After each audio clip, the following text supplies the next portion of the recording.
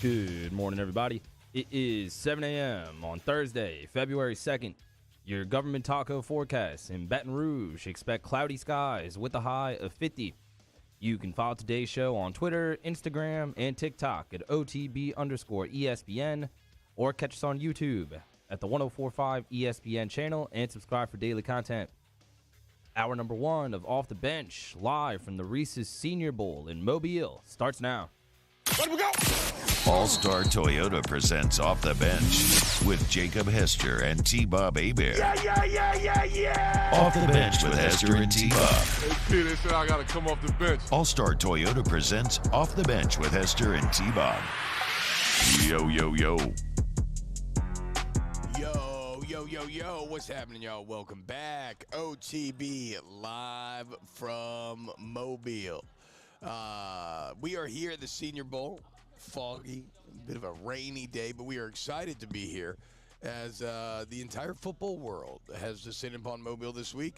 What up, Chad? What up, Daniel? Egotter. Hope you're having a great morning. Zaddy, Jacques Cormery. We're going to have a great day today. Daniel Blunt say, glad y'all came along and don't listen to Matt Talk Doomsday for the Saints on Scone and Tea for so long. Well, yeah, it seems a bit disappointing. Also, I got a feeling that the Pels win. Who do they have tonight? It's a bad team. It's a team that they should beat. I should know, as I have a C.J. McCollum Mardi Gras jersey on and a Pelicans beanie, but I can't remember off the top of my head. We'll see. I hope they do. Mavericks. I hope, yeah, okay. I hope we don't get to 10 losses in a row, even though I heard that Luka is healthy just in time for the game, because of course he is. I mean, for all the talk of the 3-13 start to last season, the Pelicans are actually in a 3-13 stretch of basketball right now.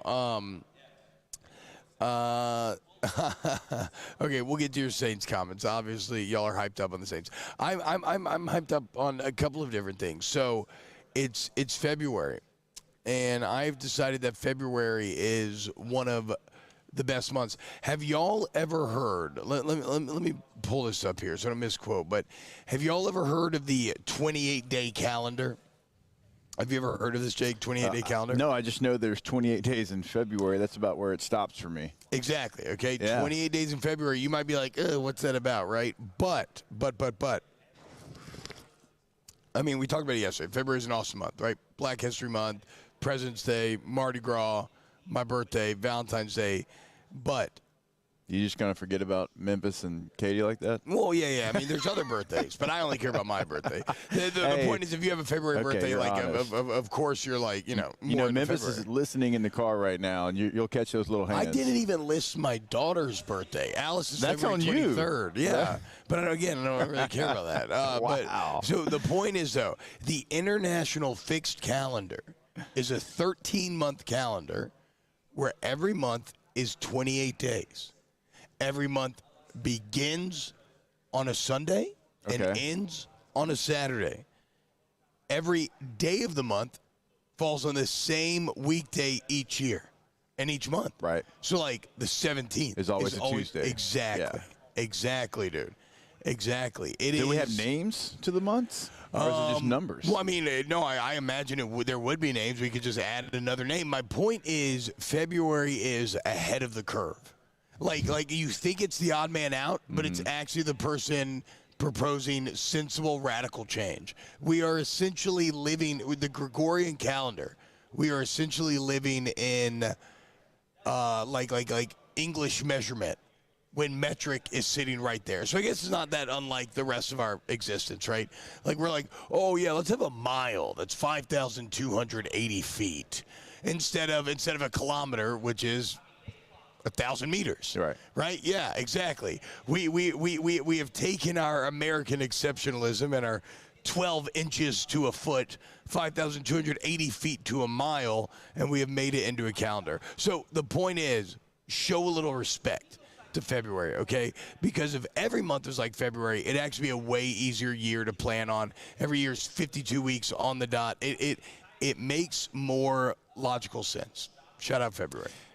There's a lot of good in there, but also if your birthday is one that falls on a Monday every single year, that sounds awful. Oh, crap. Yeah, I guess I hadn't really. Yeah, every year, like, hey, birthday's on a Monday, or the day everybody like really dislikes. Okay. So now you got Now, my if you brain. have one on a Saturday, like you're good. Like, Okay, now you got my brain spinning a little bit. I guess you do lose a little bit of the vibrancy of life there. But also flip side, you could, when you reassign holidays, you could plan the holidays to maximize time off, and it would never change, right? What if Christmas Day was on a Thursday? So you kind of got to get Christmas Eve off potentially. You got to get Christmas Day off, and then what, are you going to come in the day after Christmas? We would have weekend? Yeah, I mean, we probably would, but like the majority of people would not. And what time did this hit you last night? Like, this something like you got into a deep rabbit hole? No, this hit me actually at the Senior Bowl yesterday. Okay. When I was in South Alabama Stadium. Yeah. And I was, I can't remember what it was. I think it was a tweet that prompted all this. But I was thinking about February, 'cause it's February 1st. I'm like, hell yeah, man. I'm like, 28 days? It's a little weird. I'm like, oh, wait, is it weird? And then I read all that stuff. I was like, huh, it's kind of more logical. But I feel you, actually, Jake. You've almost, like the take I'm about to play, you kind of Francesca my Stephen A. because while it is all very logical, it's almost too logical. Mm-hmm. You lose a little bit of the spice of life. You do. Like I like not knowing exactly what day stuff is going to fall on, I suppose. That's why we're here. I want to think like, so, okay, if my birthday's on a Monday this year, is it on a Tuesday next year? Mm-hmm. Okay, that's right? That's crazy. I just learned that this year. That blows my mind, dude. I remember the day you did. I remember the day that you did learn that in studio. I always thought it was kind of random, dude. I always thought it was like, 2-3 days, maybe a week, like a 4-day difference or something. It's good knowledge being given out here on Off the Bench. In fact, speaking of which, it's February 2nd, which means it's Groundhog Day. Danny, do we have the Groundhog Day video ready to roll? We got Punxsutawney Phil live in Punxsutawney, Philadelphia, or Pennsylvania. Punxsutawney, Pennsylvania, right? Mm. Yeah, not Philadelphia. Yeah, Philadelphia's a city, actually. Yeah, I call it, yeah. Mm-hmm. Boys, give me something. Do we have the Groundhog Day video? Yes. Hear ye, hear ye. Now on this February 2nd, Punxsutawney Phil, the seer of seers, was awakened from his wintry nap at dawn on Gobbler's Knob. Phil looked to the skies and then, speaking in groundhogese, directed this President Dunkel to the proper scroll, which reads, I see the morning has brought the finest people. I see their bravery and spirit. The time has come, I can feel it, the excitement, I can hear it. I see the folks with gray in their hair, and I see the kids all young and scrawny. Their eyes and cheeks aglow from the cold, clean air of sweet Punxsutawney. I see that everyone knows their part, and I am merely the sage. But above all else, I see a shadow on my stage. And so, no matter how you measure, it's 6 more weeks of winter weather.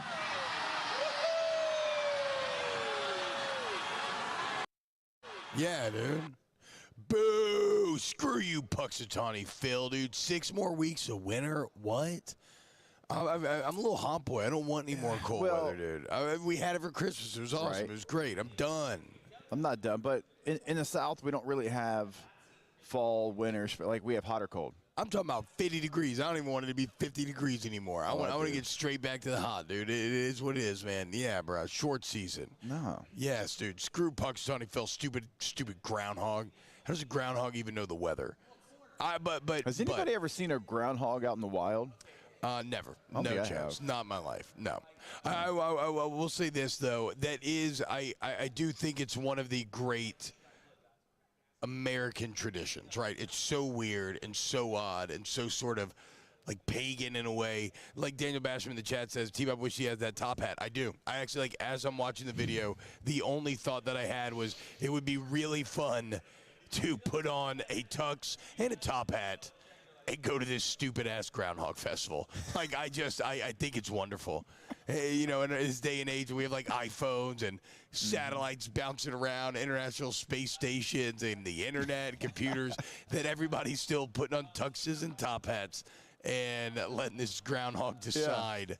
Well, there is something wonderful about that. So, and look, Groundhog Day as a movie, sneaky, I mean, not even sneaky legendary, a legendary movie, but that actually rewards you the more time you spend thinking about it. Harold Ramis popped off. What? Yeah. Rivers, you're giving me a no face? Are you kidding me? Okay, first off, it's one of Bill Murray's great. Ned Ryerson. Yeah. Can't get enough Ned Ryerson. And think about this. The fact that Bill Murray, they've like mathed it out. When you look at all the things he learned to do, like play piano, all this other stuff, like the amount of hours he would have spent, like Bill Murray spent hundreds of years, potentially even thousands, living that same day again, and again, which is crazy to think when you get out of it how horrible that would be. But the point is, like, essentially, like, if you really want to engage with Groundhog Day, the movie, it asks questions about, like, is Bill Murray a god? Is he in purgatory? Is it eternal life? Is that a blessing or a curse? All these sorts of insane scenarios. How is he supposed to go back to? Nobody ever thinks of this. How's he supposed to go back to everyday life after he's living that same day every time? Like, the whole point of the movie is him wanting to break the cycle. Yeah. What happens when you live the same day for 1,000 years and you break the cycle? I mean, you're probably pretty excited, though. I think you're something new. I think you're lost. I think you're like a World War I soldier coming back to America with major PTSD, but nobody knows that PTSD exists. Nobody's going to believe you. Who are you going to talk to? Anybody you tell about your experience is going to think you're a literal insane person, and maybe you are. Because then you start to question yourself. Did it really happen? Yeah, because it doesn't make sense. Yeah. Like, there's no way it really happened. Did I really live 1,000 years the same day over and over again where I tried to kill myself? And no. River says, Bill Murray gets 10 age-free years to master whatever skill he wants, and he chooses ice sculpture. I think about the piano, but you're right. He does do ice sculpture as well. Shout out Groundhog Day. Excellent movie. All right, when we get back, we have, speaking of the space station, Sports Talk reached new heights yesterday as Tom Brady retires. And in doing so, you know, drove the conversation for the day. And I'm going to play a clip for you coming up next that it's take perfection. We have reached potentially the mountaintop of sports takes, and I don't know that it's going to get any better. We'll break it down next. Keep it locked, OTB. Off the Bench with Hester and T-Bob. ESPN Baton Rouge, New Orleans, Alexandria, and 1130 The Tiger. Go to All-Star Toyota of Baton Rouge, baby. AllStarToyotaBatonRouge.com. They're right there on the Airline Highway.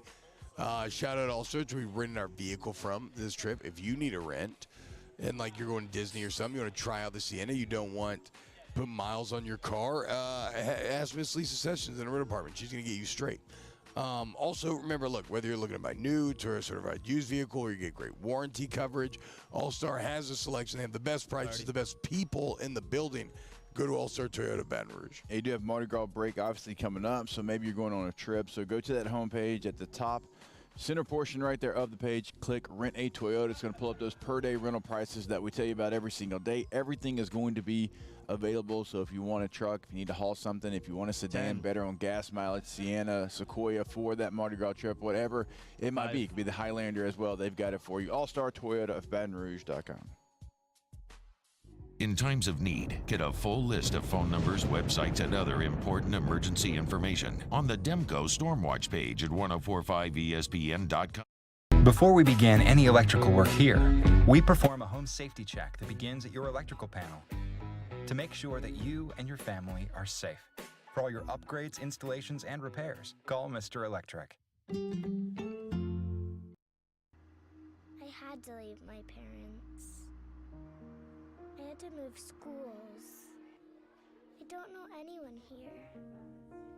Everything keeps changing. Why is this happening to me? I'm sure glad you're here. Change a child's story. There's a child in foster care waiting for a volunteer like you.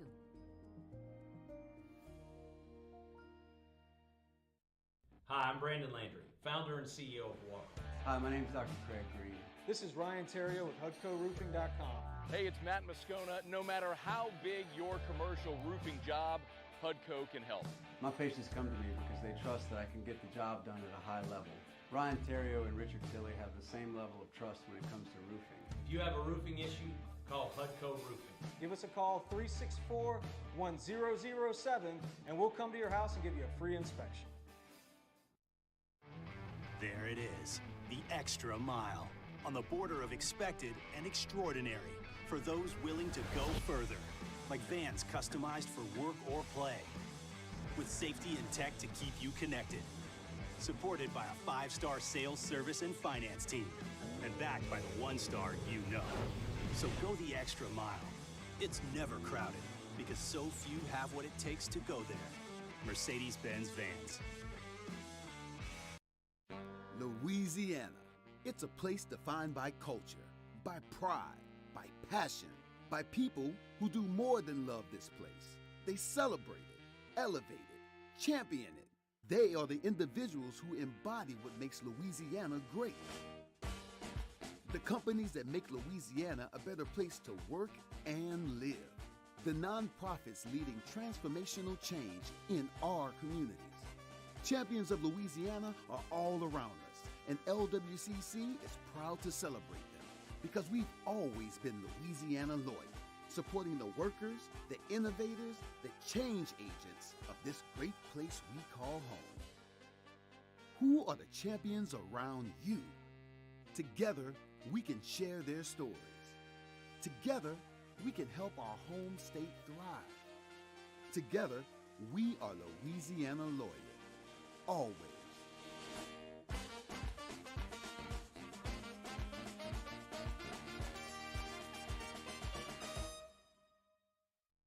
Gulf Coast Bank and Trust is giving our customers the power to bank. Hey, it's Son. Join me Thursday, 1 to 3 for the Hunt Palmer Show, reacting to LSU and Missouri on the hardwood and how those bets I placed go. Hunt Palmer Show, 1 to 3 weekdays, 104.5 ESPN, Baton Rouge.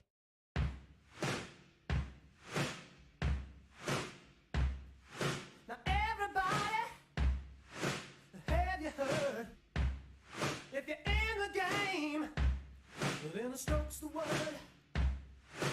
Don't take no rhythm. Don't take no style.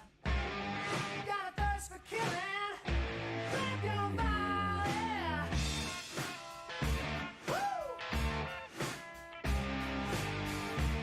All-Star Toyota presents Off the Bench with Esther and T-Bob. ESPN Baton Rouge, New Orleans, Alexandria, and 1130 The Tiger. Is it signing day? Yesterday was. Oh, no, today is. Right? Wednesday. Oh, today's Thursday. Yesterday was National Signing Day. Yeah. We did an entire show and didn't even mention National Signing Day. I mentioned it only to say I didn't mention it on the afternoon show. Yeah, that's wild, bro. Where'd Harbor end up going? Oregon? Who? That McHale Harbor guy? I don't know. Wow. Well, hey, welcome back to Off the Bench. T-Bob, Jake Rivers hanging out with you here live in Mobile. Okay, look, as I said, going in a break, yesterday Tom Brady retired. And what that meant is an entire day of taking took place on all the major sports shows. And I got to say, man, so ESPN has been doing it's an interesting production technique where I don't know exactly what finally spurned it, right?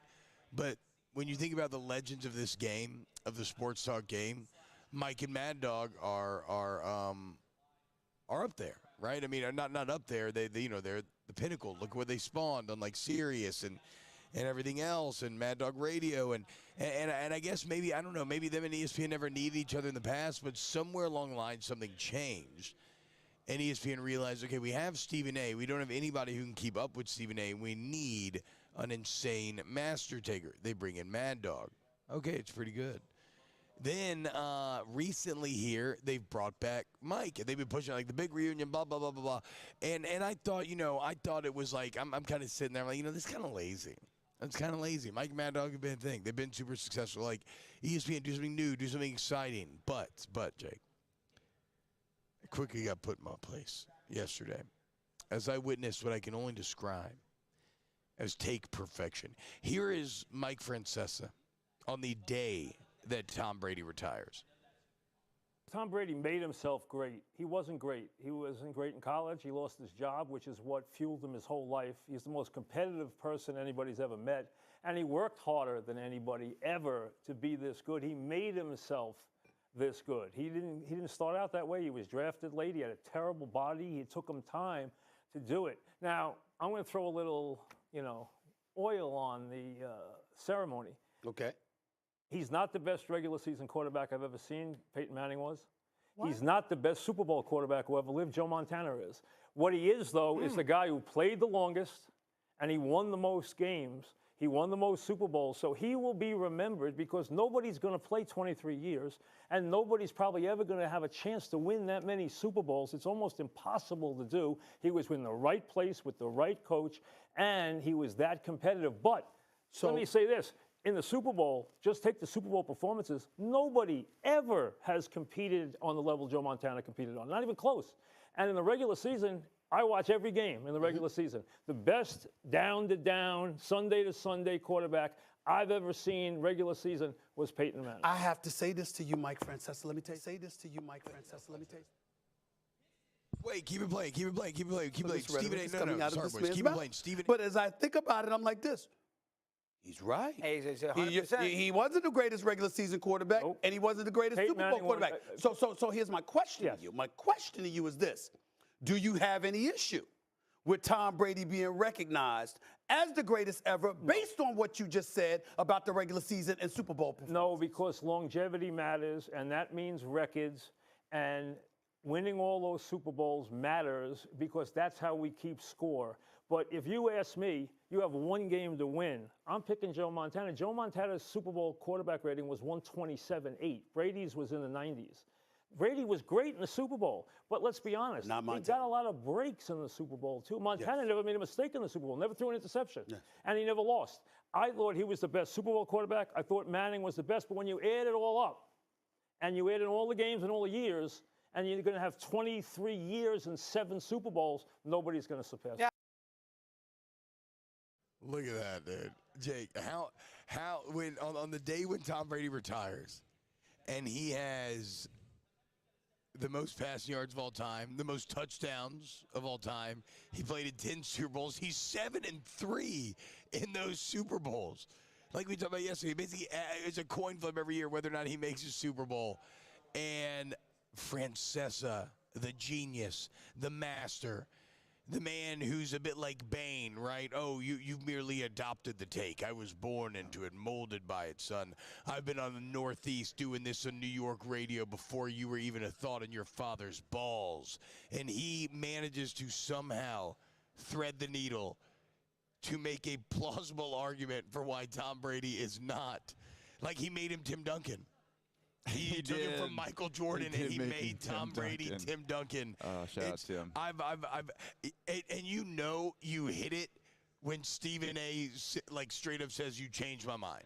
So I know they muted it there in the middle. The boys did, but like Stephen A.'s like it talks about how he's like I was sitting here like I'm about to go off on this little bit of blasphemy, but then you kept talking.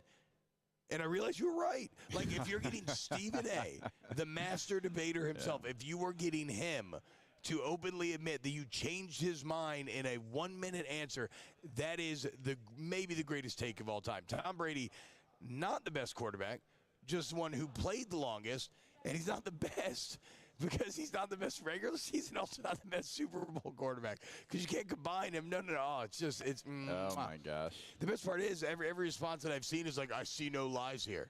It's a good argument. Yeah. No, okay. A lot of people agree with Mike, dude. Look, Tom threw for 13,400 yards in the playoffs alone. Yeah, but he played 23 years, Jake. He threw for 88 touchdowns in the playoffs alone. In the Super Bowl alone, He threw for over 3,000 yards. Just in Super Bowl games. Wait, just in the Super Bowl? Just in the Super Bowl, he's thrown for over 3,000 yards, 21 touchdowns. Yeah, but like Mike said, dude, yeah, maybe Montana doesn't have as many Super Bowls, but it's impossible to have as many Super Bowls as Brady does. He just played too long, which is funny because, like, how does that become a negative? But, no, I mean, look, man. He has the most seasons with 35-plus touchdown passes. He has the most seasons with 40-plus touchdown passes.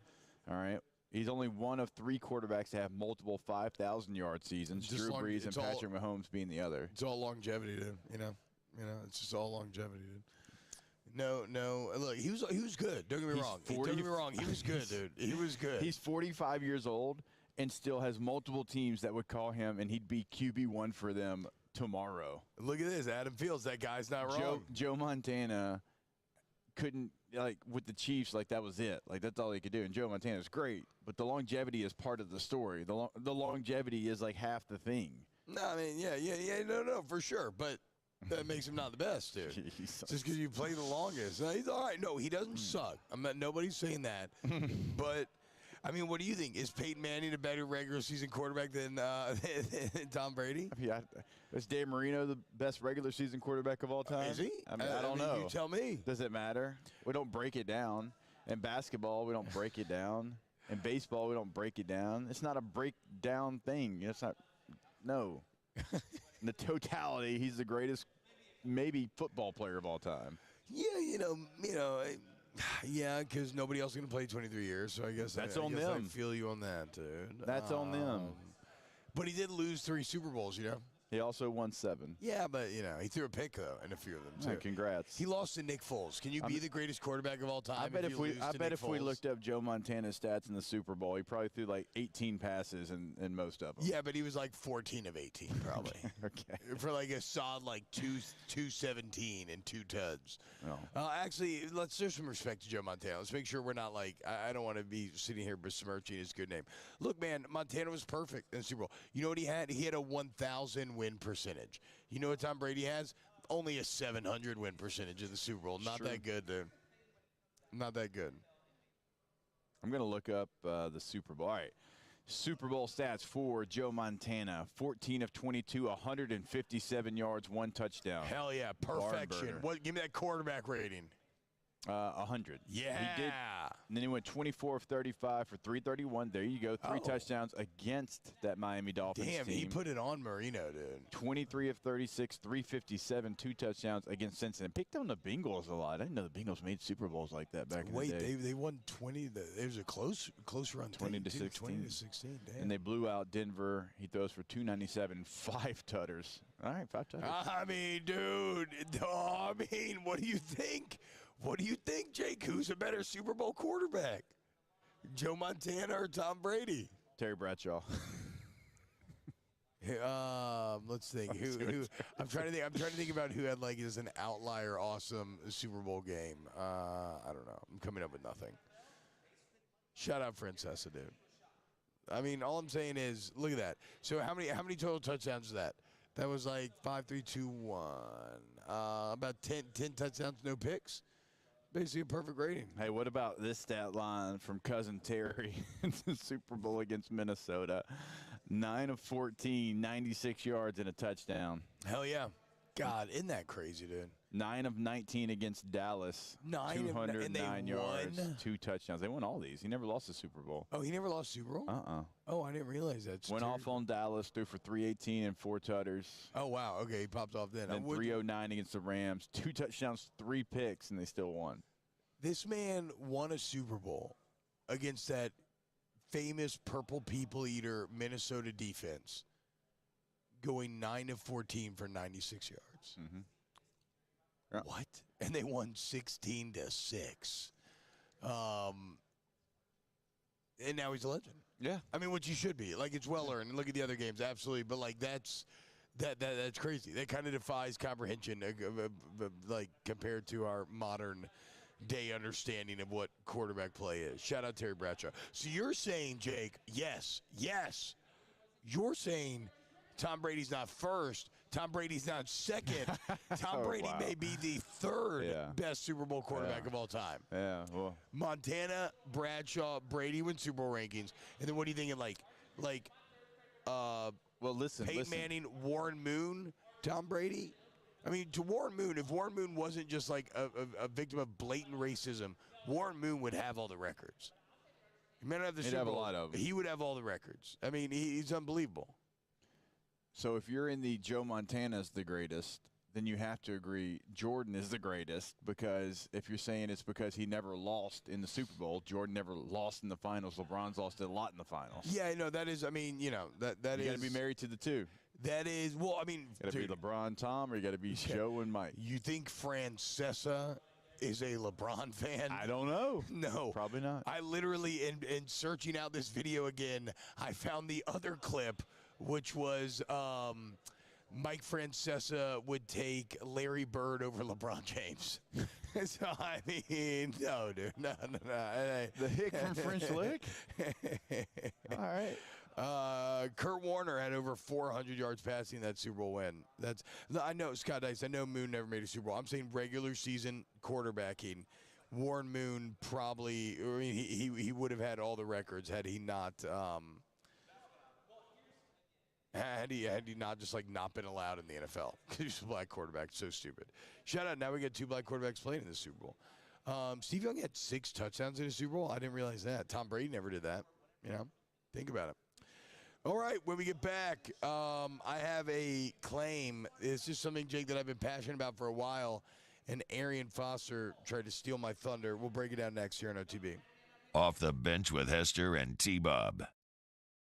Our listeners fire off their opinions on the jimsfirearms.net hotline at 499-1045. Keep listening for your next chance to shoot us your thoughts with the jimsfirearms.net hotline on 1045 ESPN Baton Rouge. There it is, the extra mile. On the border of expected and extraordinary. For those willing to go further. Like vans customized for work or play. With safety and tech to keep you connected. Supported by a 5-star sales, service, and finance team. And backed by the 1-star you know. So go the extra mile. It's never crowded because so few have what it takes to go there. Mercedes-Benz Vans.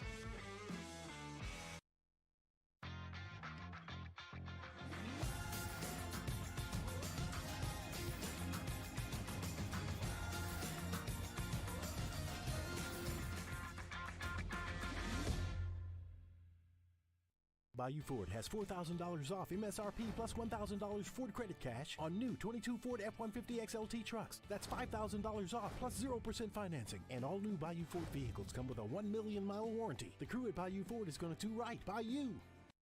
Hi, I'm Brandon Landry, founder and CEO of Walker. Hi, my name is Dr. Craig Green. This is Ryan Terrio with HUDCORoofing.com. Hey, it's Matt Moscona. No matter how big your commercial roofing job, HUDCO can help. My patients come to me because they trust that I can get the job done at a high level. Ryan Terrio and Richard Tilley have the same level of trust when it comes to roofing. If you have a roofing issue, call HUDCO Roofing. Give us a call, 364-1007, and we'll come to your house and give you a free inspection. I had to leave my parents. I had to move schools. I don't know anyone here. Everything keeps changing. Why is this happening to me? I'm sure glad you're here. Change a child's story. There's a child in foster care waiting for a volunteer like you.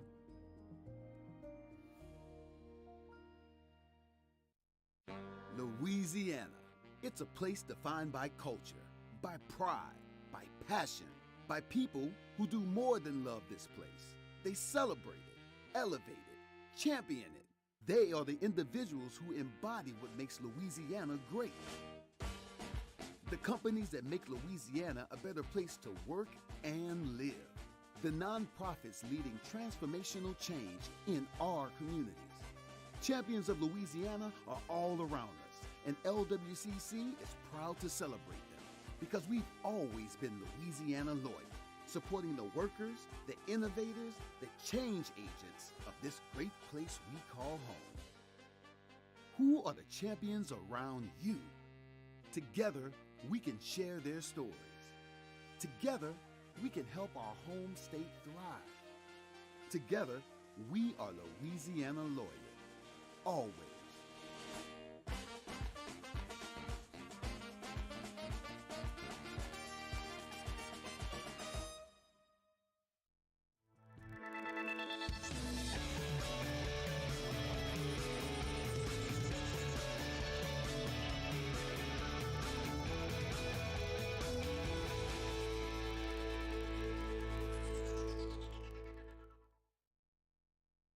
All right, let's say ah. Where'd my spotlight go? Super weird, but we can take care of it. Get in and get better at Patient Plus. Moon Griffon is back. The voice of Louisiana politics makes his return to Baton Rouge. Catch the Moon Griffon Show weekdays from 9 to 11 a.m. on Talk 107.3.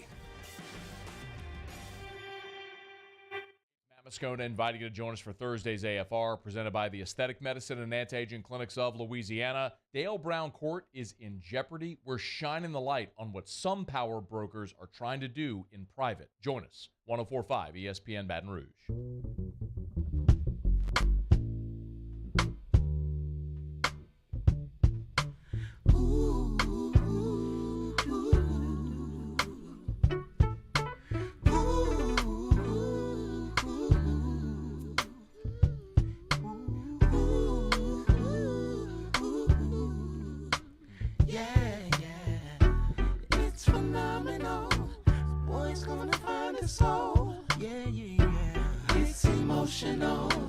Room for us to grow. All-Star Toyota presents Off the Bench with Esther and T-Bob. ESPN Baton Rouge, New Orleans, Alexandria, and 1130 The Tiger. Is all that you wanna be. All that you wanna be. Damn. T-Bob, you know who's also undefeated in Super Bowls? God, I love John Bench. Gandalf, the purple and gold, points out. Who? UAB's coach, Trent Dilfer. Yep. Brad Johnson as well. Yep. You know who sucks? John Elway. Went like 2-4. What a bum, dude. Yeah, well, Win the game, nerd. John was great until he released me. Win the game, nerd. I know. You probably used to love Elway, and now you can never love him. Now you just. He was a great personal player. experience, He's you a can never great love him owner. again. Took care of me and my family. Went to his restaurant. Till he didn't. Picked up the tab. Then that fella let me enroll my kids in school, sign a year lease on a house, told me I made the team. Only a couple days later, Von Miller gets popped. You got to go. Insanity, dude. Also, he looks like a horse. He has horse teeth.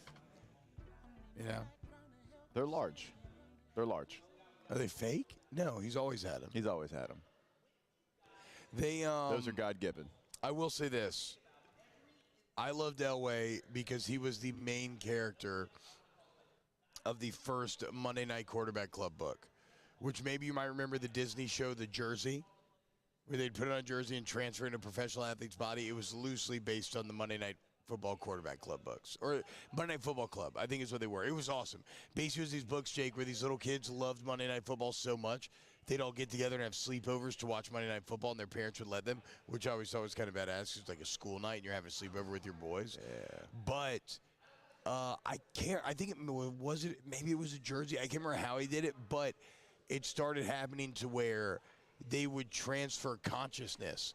They would possess the body of a player during the game that they were watching, and they'd like play the game, and then they would have to get hit like in the head at the same time. It sounds crazy saying this all Not out, good but this now, is true. Yeah. But they would have to get hit in the head at like the same time that their other body was getting hit, and the consciousness would shift back. Okay. Like in one book, the kid becomes Dan Marino in a Super Bowl, which is a bit funny.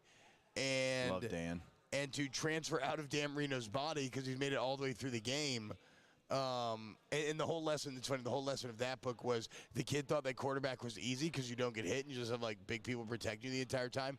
And then he had to learn, like, firsthand that quarterback's not easy. It's kind of scary and that you have people trying to kill you all the time. He learns all that. He wins the Super Bowl. And then to get back in his body, he hits himself with the Lombardi trophy.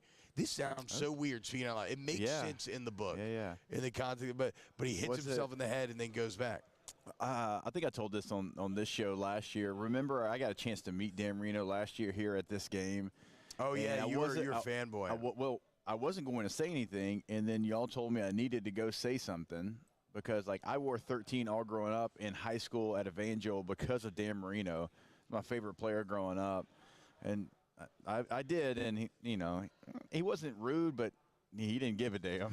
No, well, I mean, but I was like, hey, man, played 6 years in the NFL. Like, but did you expect him to give a damn? I mean, at a certain just like, point, maybe just like, wanna... oh, yes. I mean, if I was just like a random You need a little person affirmation. And you're not an affirmation guy, but you just need a little bit. that wore 13, just because. But, I made it. I made it for a while. I'm like. You're in the fraternity. Yeah, I was like, oh, that's cool, man. Yeah, Great but to meet you. It was Dan's just met like, a lot of fraternity members. He has.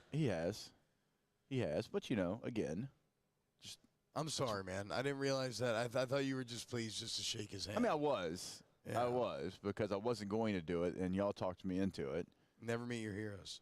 Actually, yeah, but I met Chipper Jones, and now he's a friend. Yeah, it's cool. Yeah. That is really cool. John Gaspard said, what was that music, boy? That was John Baptiste, John. Easily my favorite artist in the world, right next to John Williams. Also, easily my favorite album of probably the last 5 years. It's about We Are. I just cannot stop listening. I go away for a little bit, I come back. And he's headlining Jazz Fest, dude. Trust me when I say I need to see John Baptiste at Jazz Fest. You know where I discovered him? The movie Soul, actually. Yeah. Which I've never watched the movie again. I've listened to the music a ton. I've never watched Soul a second time, but the music is him doing all the jazz stuff, and then it's Trent Reznor doing all the composition, and it's incredible. I mean, Trent Reznor is a literal Academy Award winner. Crazy rise from 9 Inch Nails for Trent Reznor. I love 9 Inch Nails back in the day. I could see that. I was never the biggest fan. I do remember reading the Marilyn Manson biography, and there's some really weird Trent Reznor stories. I can imagine. I guess the Marilyn Manson biography is just a lot of stories, a lot of weird stories. He's back in the headlines for some reason. It wasn't good either. It wasn't good. I don't have it on the top of my brain. I will say Marilyn Manson did not have his rib removed to deflate himself. How did that story go everywhere? Everyone knew it. Everyone knew it. Spread like anyone our age. I mean, we all three grew up in different states, and we all three heard it. In a pre-internet age, right? Everybody who, if you're listening now and you're age 30 to 40, and a lot outside of that too. It's like the game telephone. Every single person heard that Marilyn Manson had a rib removed to deflate himself. It's facts. But it's not facts. But it's facts that you heard it. Yes. Yeah. But it is indeed not facts. In case anybody was wondering. Someone was asking when I mentioned Von Miller got popped, how did that affect me? Yeah. What's the correlation? So they picked up a linebacker because Von failed the drug test. And so who's the first to go? The fullback. And they didn't even carry a fullback. I was the only one on the roster. Actually, Adam Gase fought for me. He was the offensive coordinator for Denver. And so Goose fought for me because he's like, hey, we want to use him in the red zone, some third down stuff. He'll be the primary back, blah, blah, blah. And whenever, I guess I was the 53rd, man to make the team. And then when Von got popped, I got released. And so, damn. Yeah. That's the meat market, the weird shifting of the resources. 50 players is not a lot, right? Or how many are on the game day roster? 47? I think it went up. It went up by one, and they always kind of tinker with it. Sometimes, like, your third quarterback doesn't count. Sometimes, like, he does. And now I don't think you can have your third quarterback not count. Hey, here's always been my problem. Why in the hell are we not dressing all 53 players? Why does it matter? I don't. Like, whose advantage or disadvantage do we think that is? Such a good point. So, like, in college, we can dress all these players. But in the NFL, the sport where we're worried about player safety, we're going to not allow you to dress all 53 players. That makes zero sense to me. Like, whoever came up with that. Is it a way of saving the owners a little bit of money? It feels like no. You don't get paid differently. Okay, so even if you're on the 53-man roster, you still get paid for game week, even if you're not an active roster. 1,000%. The only thing it matters at the end is the player performance check, but that's for player performance is set in for guys like me. I was a 3rd-round pick, but I played starter, snaps, and so at the end of the year, I got a big check because it kind of helps you like equalize. Like, okay, you weren't the highest draft pick, but you played a lot, so we're going to give you some extra money. I made a really big one my rookie year, but nice, dude. So like maybe it affects that a little bit, but. Like, we just had a playoff game where a quarterback with no muscles in his elbow had to just hand it off in a championship situation. Yeah, because Jimmy G couldn't, was the 3rd quarterback and was inactive. Why do we have inactives? Yeah, that is absurd. Just be like college. If you're hurt, you're hurt. That don't make any damn sense. You're active, but you're just not going to play today. Avo Marzwani says, so it's on site with Von Miller, Jake? Would you fight Von Miller? I mean, I'm not bitter about it. No. No, but now, you're right. No, I've talked with Vaughn so that's after what I was saying. No. It's not. I mean, but could you? Vaughn's a great team. No, I can't. Vaughn still plays. I mean, Vaughn's still rushing the passer to this day at a very elite level. I know he got hurt. He's got those nerdy glasses, Like, I bet you I could beat his ass, dude. I saw Vaughn at the Senior Bowl Hall of Fame, actually, this summer. He was inducted into the Hall of Fame. That's a great class this year for the Senior Bowl Hall of Fame. But, no, I caught up with Vaughn, and it is what it is. Hell yeah. If it had been something different maybe, but, look, I think it was a drug test. Yeah. Yeah, is what it is, dude. Vaughn's a party boy. Nothing wrong with it, I guess, unless you fail your drug test. So and Jay gets cut. All right, when we get back, close out hour number 1 of OTB. Off the bench with Hester and T-Bob. Join the G Team and get it done. Get Gordon and get it done in the courtroom, okay? You have any injury attorney needs? You want to get Gordon, 225-888-8888. How easy is that? Wherever you live in Louisiana, just put in your area code and then put in 888-8888. I mentioned getting it in the courtroom. Well, they're also getting it done. That's me dribbling. 30. Like the old Nike commercial. Squeak, squeak, squeak, squeak, squeak. They're getting it done on the court, okay? Actually, good marketing idea. Gordon should remake those Nike commercials, you remember what I'm talking about? Yeah, I do. When they were black and white, but like with the women's basketball team. Okay? You're welcome, T. McKernan. But they're the Godfather of NIL, dude. Make sure your best athletes stick around here in college, capitalize off their skill set, get Gordon, get it done. Yeah, I think they just had a great event with some custom shoes with the LSU team as well. Check it out online, getgordon.com, @getgordon on social media. In times of need, get a full list of phone numbers, websites, and other important emergency information on the Demco Stormwatch page at 1045ESPN.com. Bayou Ford has $4,000 off MSRP plus $1,000 Ford credit cash on new 22 Ford F-150 XLT trucks. That's $5,000 off plus 0% financing. And all new Bayou Ford vehicles come with a 1 million-mile warranty. The crew at Bayou Ford is going to do right by you. I had to leave my parents. I had to move schools. I don't know anyone here. Everything keeps changing. Why is this happening to me? I'm sure glad you're here. Change a child's story. There's a child in foster care waiting for a volunteer like you.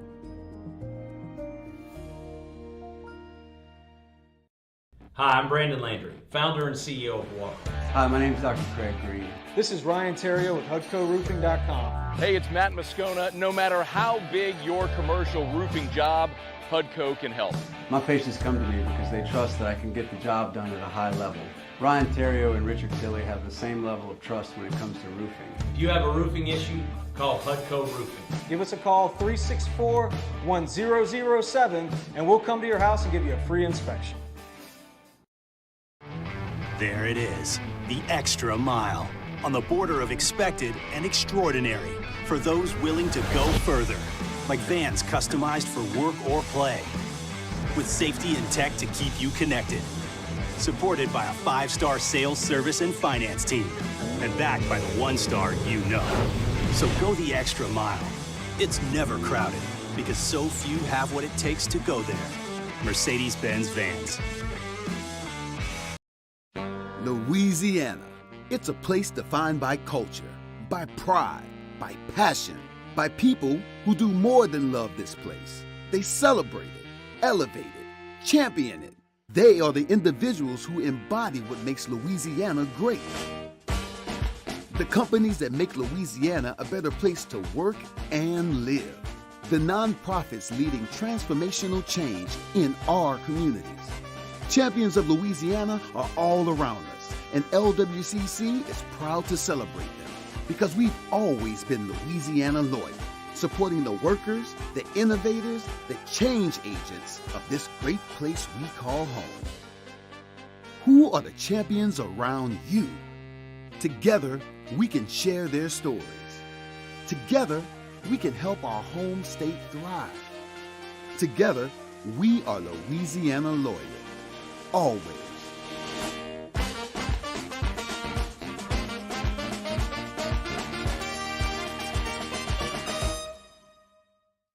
Follow us on Twitter at 1045ESPN to cast your vote in the Citizens. Jimmy Ott and Charles Henniger for the Thursday evening edition of Game Time presented by Bet Rivers. We're downtown at Jolly Pearl Oyster Bar on north facing Town Square. Game Time, 6 to 8 p.m. presented by Bet Rivers on 1045 ESPN Baton Rouge.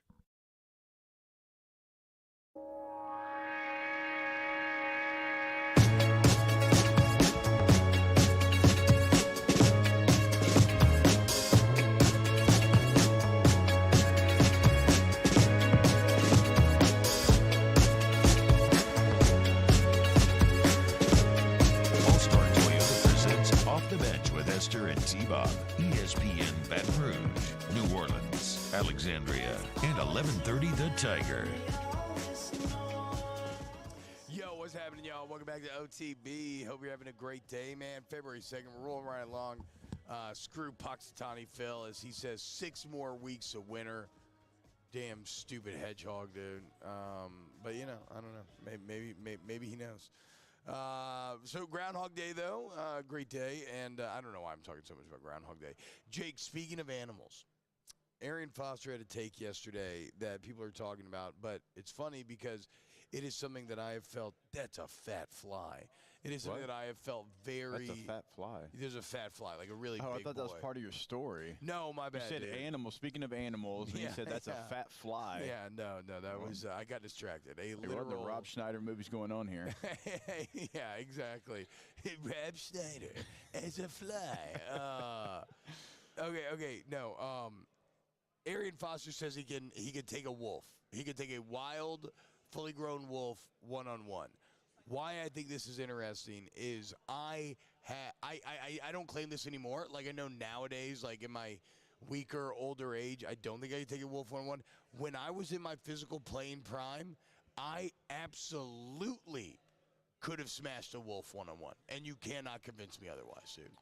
You can't convince me otherwise. So we had a question last week about, what wild animal would you have as a pet if you could choose one? Mine was wolf. I got a lot of respect for wolves. Here's the thing about this fight that you're not thinking about. There's not just one wolf. Yeah, well, they don't travel alone. No. I said 1v1 though. But they don't do it. It doesn't So this matter. argument It doesn't doesn't matter. even- I said I could can't 1v1 a begin. wolf. I didn't say I could take on a pack of wolves. I'm saying this is a hypothetical where this is a hypothetical. Yeah, it's a where hypothetical, but they don't travel alone. No. Okay, but let's say that like we're in like a like an illegal Russian fight ring, right? Like Vladimir Putin has kidnapped us and he's making us fight for our lives, almost like we're like Daniel in the lion's den. So they're putting you in the arena and they're only releasing one wolf in there. Are you surviving? I know your ass doesn't think you're getting taken out by a wolf. No, not one. Exactly. I'm taking one there wolf we down. Go, dude. Exactly. I feel the same way, Yeah, dude. part of what makes a wolf a badass is the fact that they travel in a pack and there's an alpha. And that alpha, when he's got his brothers and sisters behind him, he is going to mess up anything in front of him. Now, are his friends watching? Yeah, because the if other they're, wolves if are they're in the stands. okay, now that changes like, things a little bit. Because I don't know that alpha can't lose, okay? Alpha energy is a hell of a thing. So that's where you recognize that they're a stupid animal and you out-alpha them. Right? Like apparently if you get attacked by a gorilla, you're supposed to just make a ton of noise because it freaks him out and backs him down. So like if you get attacked by a gorilla, grab a metal trash can. I wish there were more metal trash cans still around. And just start like banging I said it. that. I wish there was more Just metal start, trash like, cans I mean, just right? We hanging grew out. up with metal trash cans everywhere, like that classic That's gray right. with Yeah. a little top. So you start psh, The Oscar the Grouch. Yes, exactly. Psh, psh, psh. Get a job, Grouch. And then the gorilla's freaked out. In the same way, if a wolf steps to me, okay, not only, I mean, what's a wolf weigh? Again, I'm going to be like twice the size. But if a wolf steps to me, I'm just going to yell in its face. Okay. I'm going to channel my most primal rage, just like, "Rah!" and just like yell, like a full unbridled yawp, like they talk about in Dead Poets Society. And then I swear to God, dude, second that wolf gets close, it's getting kicked. Getting kicked as hard as I can, straight in the face. I'm going to grab thinking its like jaws, and I'm going to freaking rear rip its naked head. choke is like the way I'm going. Yeah, I mean, you can. I mean, right? I mean, you control the neck, you control the body. That's what Aaron Foster's saying. He's like, I have opposable thumbs. I just control that neck. I'm good to go. Yeah. Hour number 2 of OTB coming up next. Off the bench with Hester and T-Bob. Go to Rejuve Medical, RejuveMeMedical.com. Restore me, refuel me, rejuve me. You want to get on the T? Feel good, dude. See if you have a hormonal imbalance, okay? Like, why not? We have the technology. We do upkeep on everything else in our lives. But for some reason, we've been, like, conditioned to think that when it comes to your body, just let it ride. Just let it ride. Don't do anything. Just let it get older and don't do any upkeep. No. Go to Rejuve Me. Let them draw your labs. Get that free consultation. Learn where you're strong, where you're maybe a bit deficient, and what they can do to help fix it and get you back to being the best you. Go to RejuveMeMedical.com today.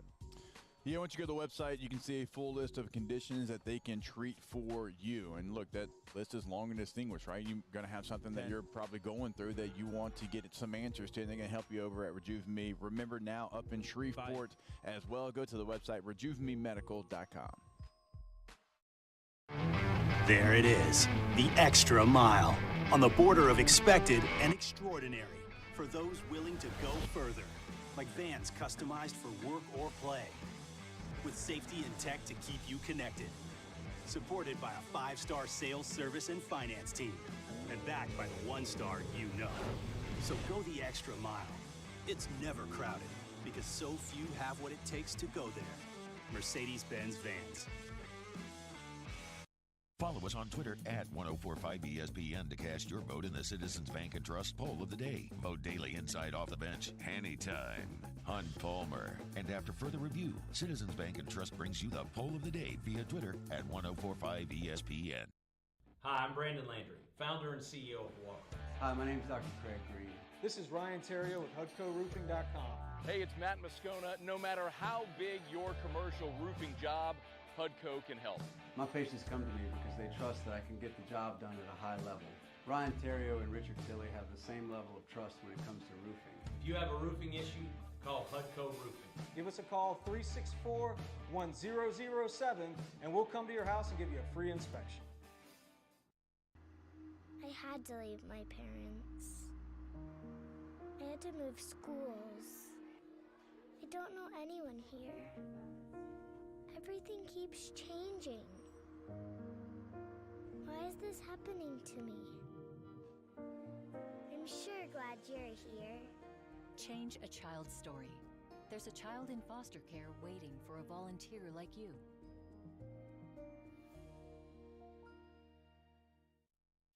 Louisiana. It's a place defined by culture, by pride, by passion, by people who do more than love this place. They celebrate it, elevate it, champion it. They are the individuals who embody what makes Louisiana great. The companies that make Louisiana a better place to work and live. The nonprofits leading transformational change in our communities. Champions of Louisiana are all around us, and LWCC is proud to celebrate them because we've always been Louisiana loyal, supporting the workers, the innovators, the change agents of this great place we call home. Who are the champions around you? Together, we can share their stories. Together, we can help our home state thrive. Together, we are Louisiana Loyal. Always.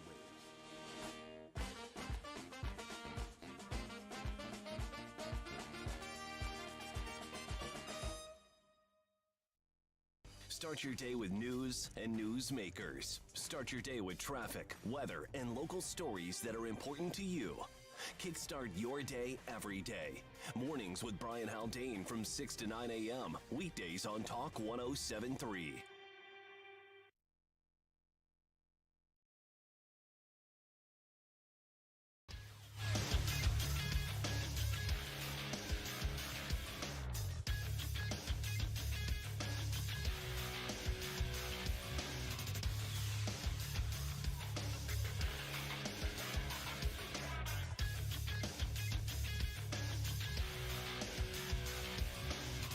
Good morning, people. It's 8 a.m. on Thursday, February 2nd.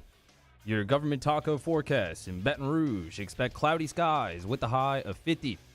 You can follow the rest of today's show on Twitter, Instagram, and TikTok at OTB_ESPN, or catch us on YouTube at the 104.5 ESPN channel and subscribe for daily content. Hour number 2 of Off the Bench, live from the Reese's Senior Bowl in Mobile, starts now. All-Star Toyota presents Off the Bench with Jacob Hester and T-Bob Hebert. Yeah. Off the Bench with Hester and T-Bob. Hey, P, they said I got to come off the bench. All-Star Toyota presents Off the Bench with Hester and T-Bob. Yo, yo, yo.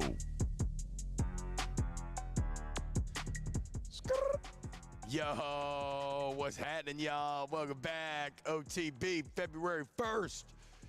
Just beat a wolf's ass during the commercial break, dude. It's tried to step up to me, and I kicked it in the ribs and gave it internal bleeding. And I took its jaws, and I ripped his head open. Do you think you could rip a wolf's jaws with those hands? I'm not. Yeah, I could either. No, when I was at my physical peak, I mean, I'm probably guilty of disrespecting a wolf's. I think you are. Jaw strength. Yeah. But yeah, I used to think that I could. Yeah, that I would. Because when my lab, who's only 6 months old, like gets something she shouldn't, and I'm in there and I'm trying, it takes like everything. You got to get over that nose bridge yeah. and like squeeze like. I know, man. My dad was a canine. He raised canines for police training. I know all that. So you know if you could take a wolf or not, then.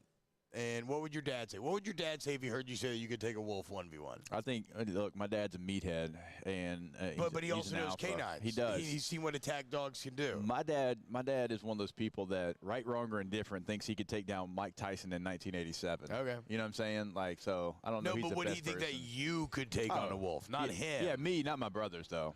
He know my brothers would get eaten up in about 3 seconds.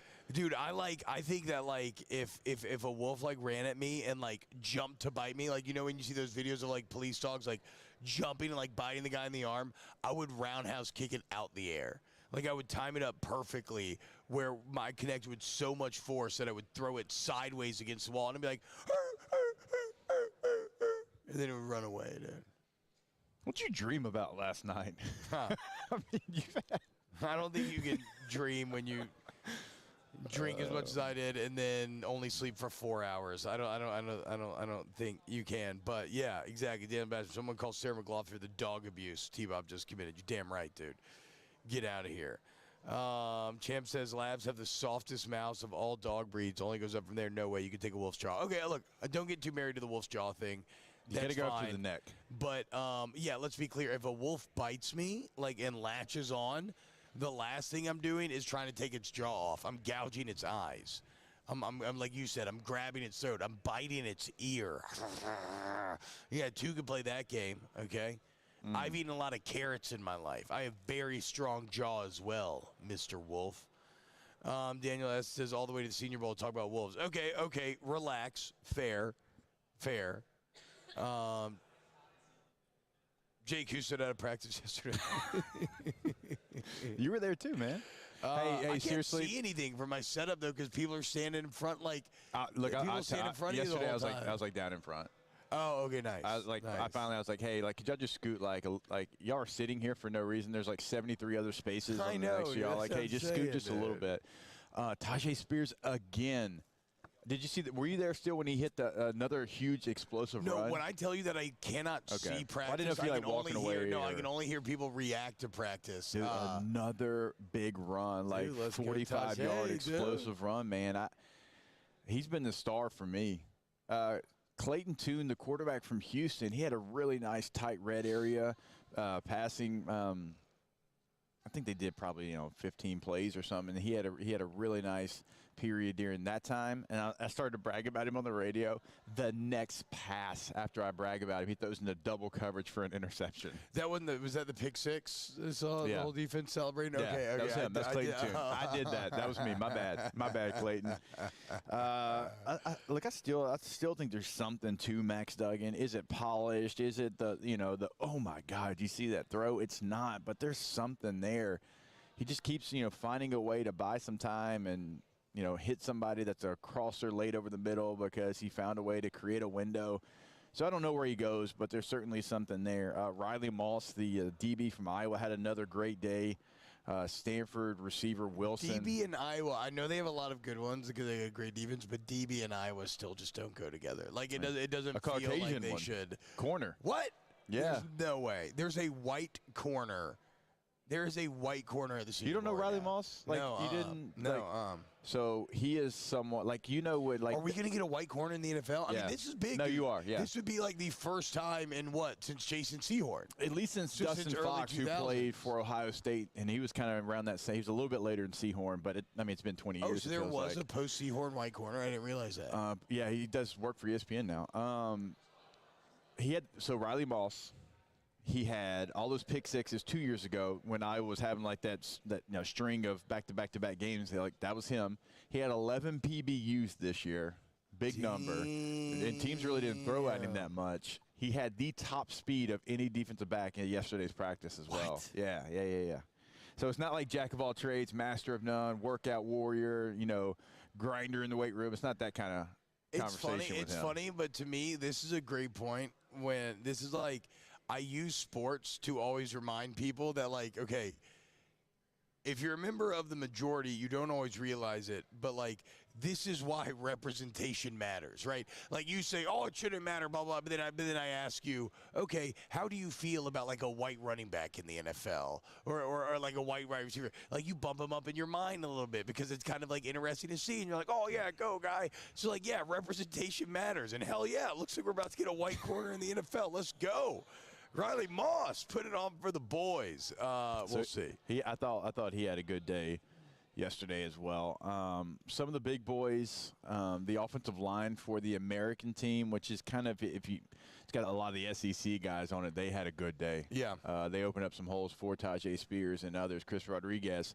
So the running backs have looked good. The offensive line for the American team, the DBs for the national team. You had. I'm trying to think. You had 2 or 3 receivers. Wilson from Stanford, Reed from Michigan State for the national team that kind of stood out as well. Looking for some of the quarterbacks maybe to take another step. I didn't think that they had a very consistent day. These are the quarterbacks? Yeah, looking for the quarterbacks to have more consistent day. Outside of Max Duggan, though, because you were just talking about how you think that Max Duggan did pretty well. I think Max does have something to him. I don't know what his role in the NFL is going to be. Again, like I thought Clayton had really good periods, but then he would come and be inconsistent. What about Haener? Have you seen anything out of Haener? He had a good first day, kind of middle of the road second day. Did we jinx him? He seemed a little tight. He seemed a little tight. He seemed a little coached up. Yeah, he was a little tight. John Rice says, just got an ad for a men's unisex hoodie called The Wolf. Hey, the algorithm works fast, dude. LSU Sports Fanatic, no. He says, I guess those Reese's on the table where T-Bob left from the pack. Okay, let's be clear. I have eaten a responsible amount of Reese's, okay? I think I'm maybe up to 6 to 8 Reese's total. It's nothing extreme. In fact, I think me and Rivs might be tied. I don't think you've had very many Reese's. I haven't had a single one. But I did not eat the whole pack, and this is all that left. This is not true. Okay, so anything else? Like any other Senior Bowl? Any other Senior Bowl thoughts that have stood out that we need to mention before we move on?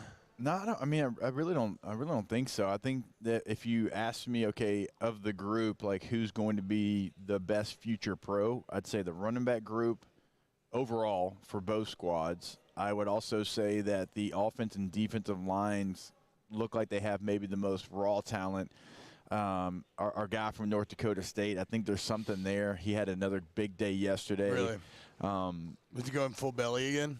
He was going full belly again. I think both teams have a really good offensive front. You got your left tackle from Northwestern as well, the Chicago, Natchitoches. Yeah. Felt like he had another great day. So you'll see some of these offensive linemen drafted.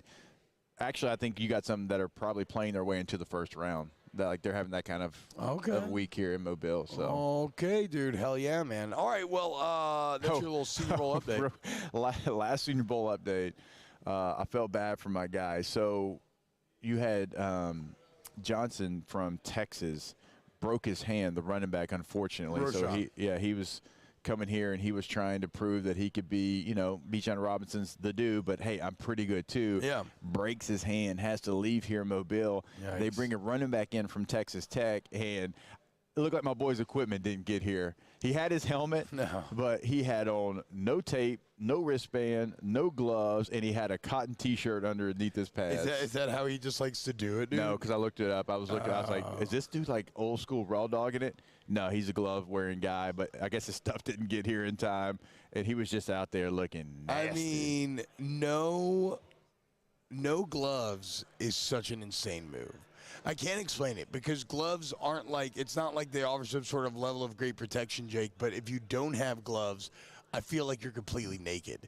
It's like imagine like practicing with shoulder pads and no jersey. The jersey does nothing. But it does everything. If you didn't have a jersey on, you would feel so wild and vulnerable and naked. That's how I feel about gloves. Shout out to old boy, though, dude. Look, man. Hey, Stetson, take notes. Okay, that's how you do it. Yeah. Senior Bowl wants you here. You show up. You show up the You next do whatever. day. You do whatever you can on the field, even if you don't have all the equipment and everything that generally you feel like you have to play. Hell yeah. As far as the LSU guys, Ali Gay had a nice one-on-one pass rush rep. There was one time on a zone run, he couldn't quite get to the running back and kind of got exposed a little bit.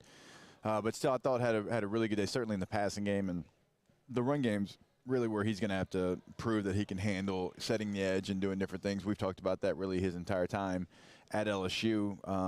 Jay Ward, I thought, had a pretty nice day. He had one pass interference called on him that was kind of questionable, but I thought he had a pretty nice day overall. He kind of moved around. He played some free safety. He played in the slot a little bit. That's probably going to be the biggest thing for him. It's going to be that he can show that he can do multiple things, not only be a free safety, but he does have that corner background. He came to LSU as a corner, moved to safety, moved back to corner out of necessity, and so Jay's going to play. Jay's going to play, I think, for a long time. He'll be a team's guy, but yeah, he's super long, man. It's hard to find guys that fast and that long. Way taller than I thought about him being yesterday. You are right about that. So I think he's got a long future in the NFL. He'll be a vested guy for sure. All right. There's a little Senior Bowl update. Coming up next, let's talk about the guy who isn't playing in the Senior Bowl, but maybe having one of the best Senior Bowl weeks. Next here on Off the Bench. Off the Bench with Hester and T-Bob. ESPN Baton Rouge, New Orleans, Alexandria, and 1130 The Tiger. Yo, what's going on, y'all? I want you to go to riverlandsinsurance.com. Well, I mean, you go to Riverlands Insurance, but actually, I want you to call the number. I want you to call Thomas and Megan email at 225-206-1517. Because why? Because they have over 50 years of insurance experience, right? And that should be put to work for you in your business. So when don't be screwed over when you finally got to make a claim and you feel like your policy isn't working for you, okay? Whether it's like workers' comp, general liability, whatever the case may be, flood insurance, like the bottom line, any insurance, you go to Thomas, they shop around, they find you the best policy, you benefit. Riverlands Insurance. 225-206-1517. We're not just talking to Baton Rouge, though. We're talking to Shreveport, Alexandria, certainly Baton Rouge, New Orleans. Everywhere you can hear us, we are talking to you. 225-206-1517.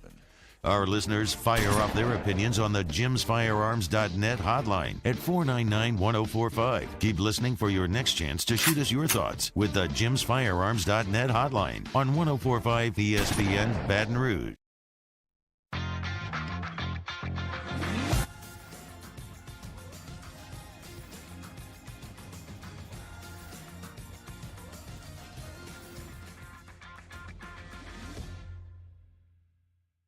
Bayou Chrysler Dodge Jeep Ram has $8,500 off new 2022 Ram 1500s. New 2022 Ram 1500 trucks on our lot now with $8,500 off MSRP. All new Bayou vehicles come with a 1 million mile warranty. If you need sales or service, the crew at Bayou is going to do right. Bayou. I had to leave my parents. I had to move schools. I don't know anyone here. Everything keeps changing. Why is this happening to me? I'm sure glad you're here. Change a child's story. There's a child in foster care waiting for a volunteer like you.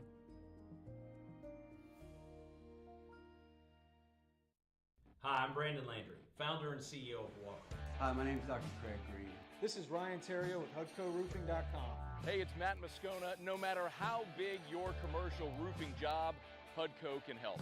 My patients come to me because they trust that I can get the job done at a high level. Ryan Terrio and Richard Tilley have the same level of trust when it comes to roofing. If you have a roofing issue, call HUDCO Roofing. Give us a call, 364-1007, and we'll come to your house and give you a free inspection. There it is, the extra mile, on the border of expected and extraordinary, for those willing to go further, like vans customized for work or play, with safety and tech to keep you connected, supported by a 5-star sales, service, and finance team, and backed by the 1-star you know. So go the extra mile. It's never crowded, because so few have what it takes to go there. Mercedes-Benz Vans. Louisiana. It's a place defined by culture, by pride, by passion, by people who do more than love this place. They celebrate it, elevate it, champion it. They are the individuals who embody what makes Louisiana great. The companies that make Louisiana a better place to work and live. The nonprofits leading transformational change in our communities. Champions of Louisiana are all around us, and LWCC is proud to celebrate them because we've always been Louisiana loyal, supporting the workers, the innovators, the change agents of this great place we call home. Who are the champions around you? Together, we can share their stories. Together, we can help our home state thrive. Together, we are Louisiana. Hey, son, join me Thursday 1 to 3 for the Hunt Palmer Show, reacting to LSU and Missouri on the hardwood and how those bets I placed go. Hunt Palmer Show, 1 to 3 weekdays, 104.5 ESPN, Baton Rouge. No way, be no way, come from Hot Boy, taking over for the 22,000. Na no limit soldier. Home is where the heart stay, where the Pelicans and the Saints play. The Eagle land on Frenchman and a Sparrow land on Sunday. Papa wouldn't give me ends. Grandma was an ATM. Buying bubble gum and M&M's. I just had to ride my teeth out. Basketball under the tree house. Too short to catch a rebound. Maybe that wasn't my calling, but you could still see me falling. All-Star Toyota presents Off the Bench with Hester and T-Bob. ESPN Baton Rouge, New Orleans, Alexandria, and 1130 The Tiger. Turn it up, turn it up, turn it up. Just let it play for like 30 seconds. When they had their red, white, and blue bag, putting on that sporting waves underneath my do-rag. If your line push back or your shoes dirty, don't come around here. Best stay home. Hear me? It's the time of them naturals. Priestley, Satchels. This little John Baptiste. We are New Orleans' finest. Bring you back in. Damn, that's a good album, bro. That's a good album. Yep, it's me, y'all. Says John Baptiste can butter my biscuit any day. Meow. All right. I agree. I mean, I agree. If John Baptiste wanted to hook up with me, I would, I'm not going to say no. I agree, right? Because then, maybe we'll be friends. But, maybe not. Maybe I just give it up too easily and then he's not interested in me anymore. So, I don't know. Maybe I need to play a little Yeah, I more think hard. Mario's right. Bonk. That's okay. It's okay to be bonked for John Baptiste. John Bonktiste is how us Hit the button. some of this. No. Yeah. No. You don't deserve the laugh track. John Bonktiste. Okay, this is going on way too long. So I told you about a player who is not playing, but seems to be on the rise here at Senior Bowl week. He is here doing interviews. Jim Nagy made a special exception for him, as he would have been here. And, of course, I'm talking about Hendon Hooker. Jake, I am falling in love with Hendon Hooker. I don't know exactly what it is. Maybe it's just a simple quotes that I read in the ESPN article yesterday on him. But this is a cat who I think I think he's going to be a very good NFL quarterback. Or and when it comes to the Saints, I think he's kind of perfectly, unless he rises too much during this period, but I think he's kind of perfectly positioned to be there late first, early second for right when the Saints have those two picks. So as the Saints look forward to the future, I would love. I mean, listen to these quotes, Jake. This is from when teams asked Hendon Hooker what type of player they are getting. This is what he said, quote, "I want to be smart and learn, and I want to come in and be extremely competitive. I'm a dynamic guy who is hungry for betterment of himself on and off the field. A dynamic guy in the pocket, a good deep ball thrower, and an accurate thrower. An athletic player, a competitor." He was also asked about what it's been like as he's responding from the ACL, and he says, quote, "I feel great. I'm moving around. I'm excited to get back to my regular self. My cerebral side has elevated to a whole other level. I'm continuing to build that and my leadership and communication skills. And I'll have that chip on my shoulder whenever I get back." I mean, this is a player who just sounds so mature. He understands what he... Okay, this is what I feel. He has all of the physical traits, obviously, right? He's super athletic, super fast. He throws an incredible deep ball. But this mentality that he's displaying, betterment of himself, both on and off the field. And then you read about him and you learn that he's a leader in his church, right? Mm-hmm. He's a leader of the team. When he got hurt, he didn't bail on Tennessee. He bust to Vanderbilt with the team the next week. Even when he was out in California recovering, he was waking up at 4 a.m. Cali time to do the 7 a.m. Zoom meetings because he wanted to make sure that he could help Joe Milton get ready, and that during the bowl game that Joe Milton could be somebody that he would that he would rely on. He's working with Jordan Palmer, who, of course, Jordan Palmer very famously, Jake, he was who Joe Burrow worked with between 2018 and 19. He's who Josh Allen worked with to find that accuracy. He's doing seated throw, and he's I'm not worried about the ACL. I love the physical skill set, and I really love this mentality that I'm seeing, dude. He just feels like an incredible young man.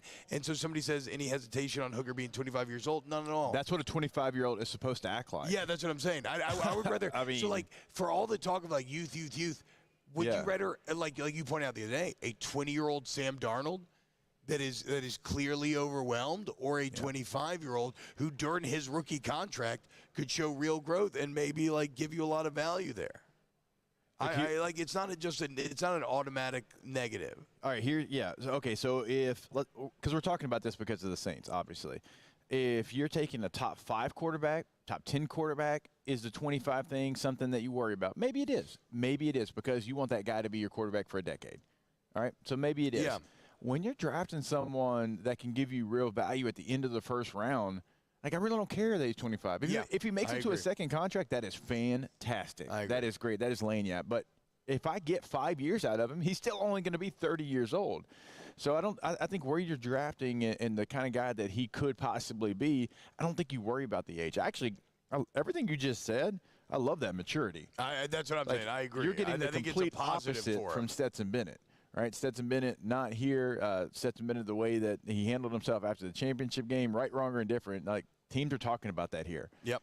I've walked across multiple conversations that teams are having. The Whispers have not been good with Stetson Bennett. It sounds like he's pretty hard to work with right now as well. And I heard agents talking about it. Yeah. I heard coaches and scouts talking about it. So it's a discussion. But with Hendon Hooker, that is some real maturity. And, he's a damn good football player. Yeah. He's going to be ready for training camp. I am all about it, man. And you and I have talked about Hendon Hooker to the Saints ever since he got injured. Yep. Even before we knew where the Saints were going to be drafting, we were like, hey, if you can get this guy in the second, third round, now you have a first-round pick that's at the end of the first. If you love him, go ahead and make the move. Don't wait around and find out. I agree. There's not that much of a difference using that early second and late first. I don't think so either. I think he's a first-round talent. I'm looking right now at Mel Kiper's big board. Bryce Young, C.J. Stroud, 1 and 2. Completely understand that. Yeah. And Will Levis is 3. And I back up Will Levis more than most people do because, the percentages of tight window throws and simulated pressure, all that. I mean, yeah, it's not coming out of nowhere. Like Will Levis has he has a prototypical size and everything else. But like Anthony Richardson being 4 and Hendon Hooker being 5, that still surprises me. Yeah, that's I understand that there's a lot of ooh and ah about Anthony Richardson. Like we all saw him go 80 yards in the blink of an eye against LSU, but I also watched him play against Vanderbilt, and he struggled. Well, and also he might as well be 25 because it's going to be 2 to 3 years before he's ready. Great point. And then you're taking. That's a great point, T-Bob. And then you're like, well, and then you've wasted half of the rookie deal, right? And like the whole point is getting a rookie that can. While you have him on that rookie deal, that maybe can make you a bit frisky so you can team build in other ways. I mean, because they got him as the 36th overall prospect. They've got Hendon Hooker at 69. Nice. I was waiting. Look, I'm a big fan of 69's picks. I mean, me, the Honey Badger. You were 69. Yeah, both of us. Yeah. Oh, yeah. 69, overall, just saying. But where would he be if he wasn't hurt? Hendon Hooker? And why are would he be? I don't know. You tell me. Where do you think he would be? I think he'd be in that 35 range. And why is he getting knocked because of an ACL? That's what I'm saying. Those are not a big so. deal. I mean, he's going to be ready. He's going to be ACL. Yeah, he's going to be ready. You'd be better to tell than I would. No, I didn't even think. Like honestly, the ACL was. It's not that it's easy to recover from, but I want to say, I mean, you're kind of back in like 6 months. Like, like any other injury, it's a little weird when you first step back on it, but then you stop thinking about it. Like, I never was, like, cognizant of my knee. It happened before it happened, when I was just doing special teams. So, like, I really played my entire career post torn ACL, and it was never an issue. For me, it makes a lot of sense. You have a quarterback that I think's mature, can be ready to play right now if that's what you want. Now, if you still want to have the bridge quarterback with Andy Dalton and you want to look elsewhere. But who's in a bridge too? I mean, it's got to be a bridge to Hendon Hooker, or maybe not Hooker, but they have to take quarterback this year, unless they're going to go all in on Derek Carr, something which feels. I just think the Saints, as they reset, I kind of feel like they need to go young at that position. Like Derek Carr, I think is very good. I know you don't agree, but I think he'll go if he went to like San Francisco, that would be crazy. Like I think that would immediately he would thrive. The Niners would thrive. Like Derek Carr is at the point in his career where he needs to go to a ready-made team. He doesn't need to come to New Orleans. New Orleans is looking to rebuild, get back to where they're going to go. Hendon Hooker makes all the sense in the world. Ryan Brack says, will Hendon Hooker be there at 29? I mean, you never know how these things play out. Like last year, they said all these quarterbacks are going to take it in the first round, and they didn't. But the expected view of him is that, yes, he would be there at 29. And you may say system guy, but when you look at how you separate system quarterbacks from guys who make it, transcend the system, one thing, Jake, is just raw physical skill set. And Hendon Hooker has a transcendent raw physical skill set. So, that's a potential indicator that he could rise above whatever the system is. You know what's crazy, Jake? I had a little bit – you can't escape Joe Burrow. I had a little bit of a Joe Burrow mind-blown moment when I'm reading about Hendon Hooker. And in the past 2 years, Hendon Hooker's combined for 58 touchdowns. It's only 5 interceptions. I'm like, okay, that's unbelievable, Takes right? care of the football, yeah. But then I remember, too, that Joe Burrow went for 60 and 6 in 1 year. I mean, what the hell, dude? My mind was blown reading Hendon Hooker's gone. But what's happening, bro? Okay, keep kicking ass, Tajay. Everybody keeps doing talking that about practice, it, dude. man. Keep doing it. Let's go. Tajay Spears walking by. But yeah, I'm reading about Hendon Hooker. I'm like, 58-5, that's unbelievable. And then again, that's crazy. And then again, I realized that Joe Burrow threw 60 touchdowns and 6 picks in 1 year. What the hell did we witness, dude? What? I mean, he literally played so good that the world shut down. I actually kind of believe that the pandemic was caused by the 2019 LSU football team. Flying too close to the sun. The football gods thought they were too prideful, and they had to be bumped down. All right, so let me ask you this, okay? And Hendon Hooker took care of the football. And by the way, every system, system quarterback, you're doing what the system is asking you to do.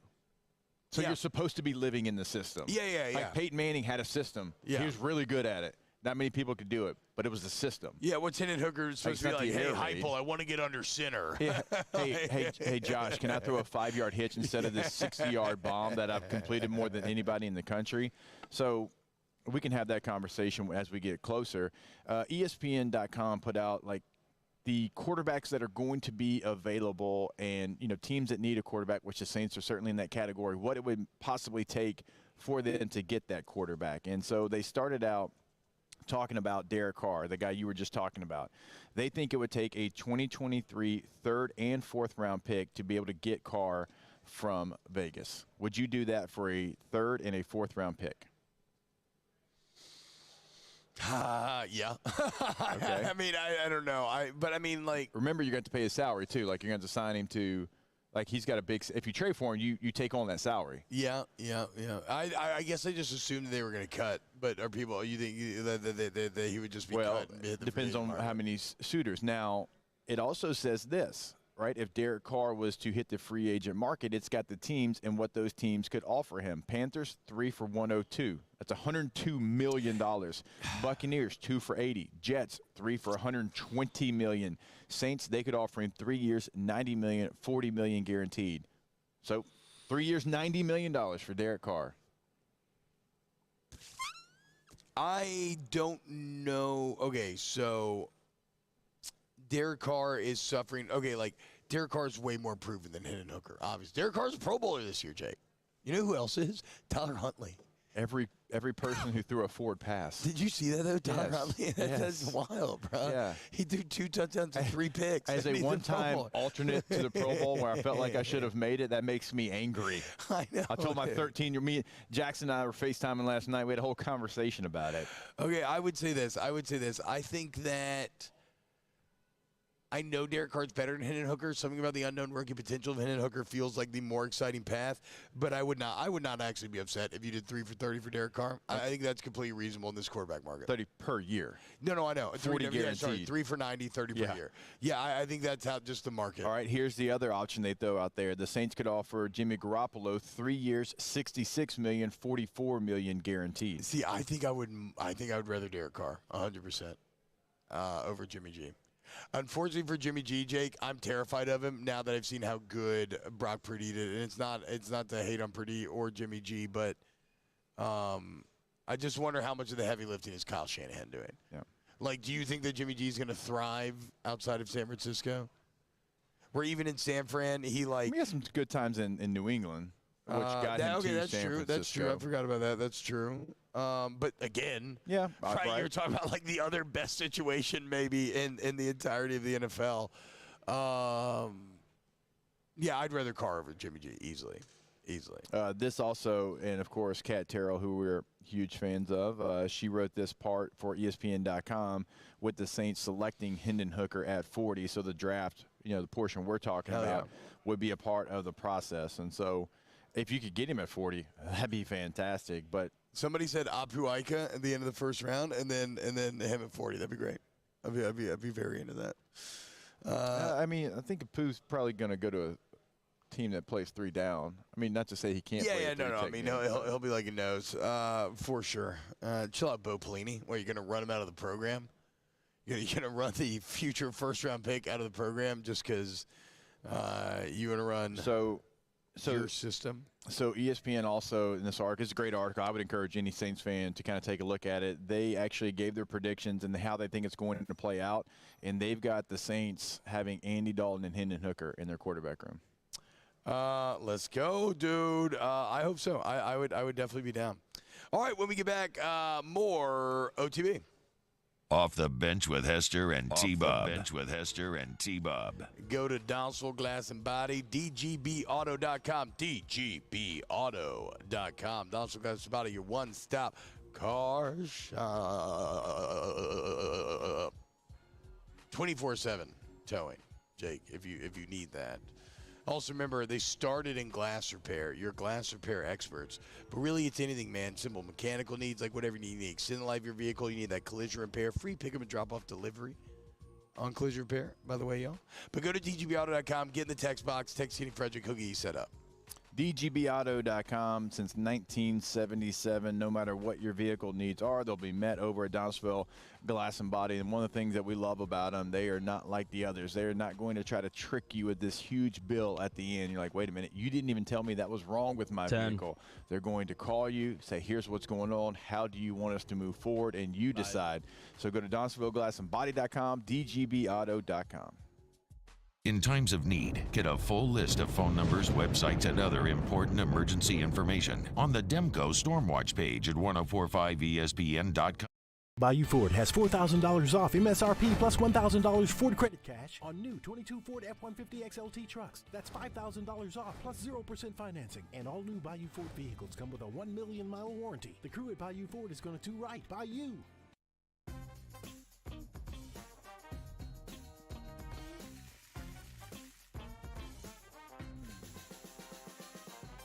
The best kept secret in town is out. Discover Tallulah at the Renaissance Hotel on Bluebonnet. There it is, the extra mile, on the border of expected and extraordinary, for those willing to go further, like vans customized for work or play, with safety and tech to keep you connected, supported by a 5-star sales, service, and finance team, and backed by the 1-star you know. So go the extra mile. It's never crowded, because so few have what it takes to go there. Mercedes-Benz Vans. Hi, I'm Brandon Landry, founder and CEO of Walker. Hi, my name is Dr. Craig Green. This is Ryan Terrio with HUDCORoofing.com. Hey, it's Matt Moscona. No matter how big your commercial roofing job, HUDCO can help. My patients come to me because they trust that I can get the job done at a high level. Ryan Terrio and Richard Tilley have the same level of trust when it comes to roofing. If you have a roofing issue, call HUDCO Roofing. Give us a call, 364-1007, and we'll come to your house and give you a free inspection. I had to leave my parents. I had to move schools. I don't know anyone here. Everything keeps changing. Why is this happening to me? I'm sure glad you're here. Change a child's story. There's a child in foster care waiting for a volunteer like you.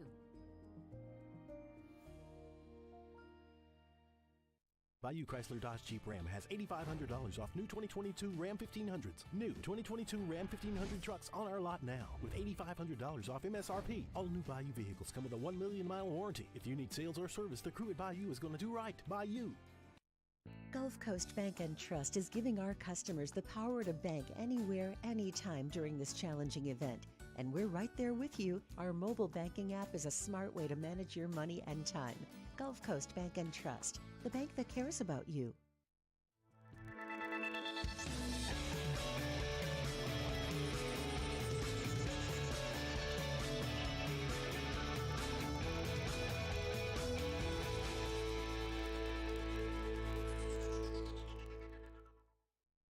Follow us on Twitter at 1045ESPN to cast your vote in the Citizens Bank and Trust poll of the day. Vote daily inside off the bench anytime. Matt Moscona inviting you to join us for Thursday's AFR, presented by the Aesthetic Medicine and Anti-Aging Clinics of Louisiana. Dale Brown Court is in jeopardy. We're shining the light on what some power brokers are trying to do in private. Join us, 1045 ESPN Baton Rouge.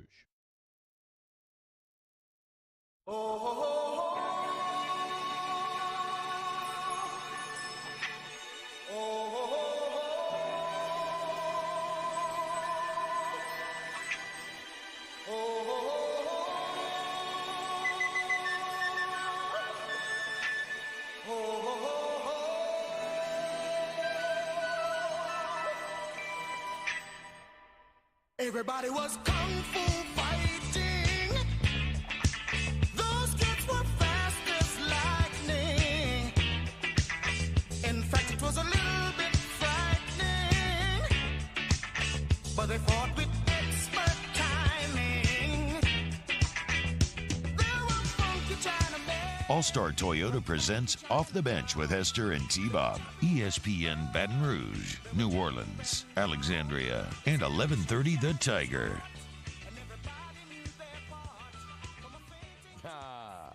My Not For Rent says Pels drop out of 10 spot if they lose 10th in a row tonight. May not want to swap picks with the Lakers in another week.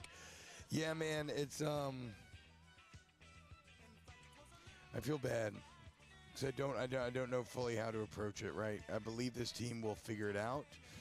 I don't know what the path to figuring out is. Brandon Ingram looks awful right now.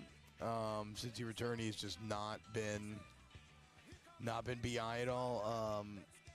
How did we get here, dude? How did we get here? Zion's already getting it was all so good just a month ago. I know. We thought that we were going to have this incredible team to latch ourselves onto and leech from and get so much juice from in this, as we transitioned out of football season into the spring sports. And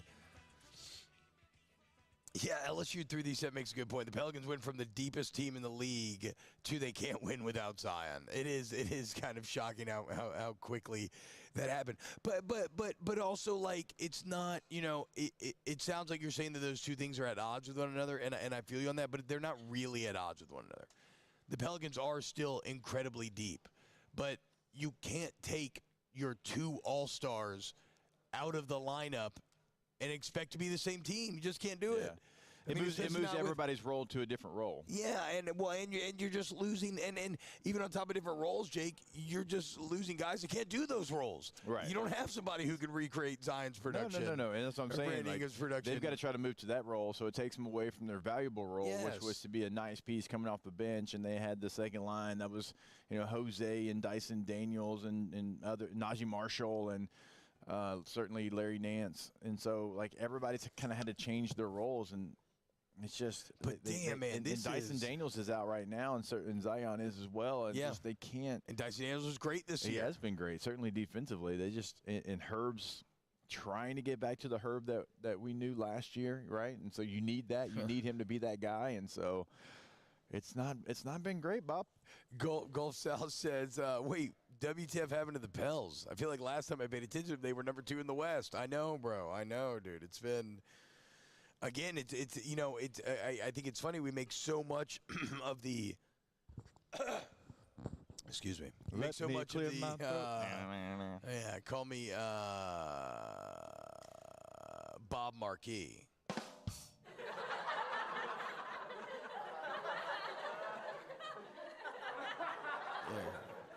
Yeah. Call me T-Biz Marquis.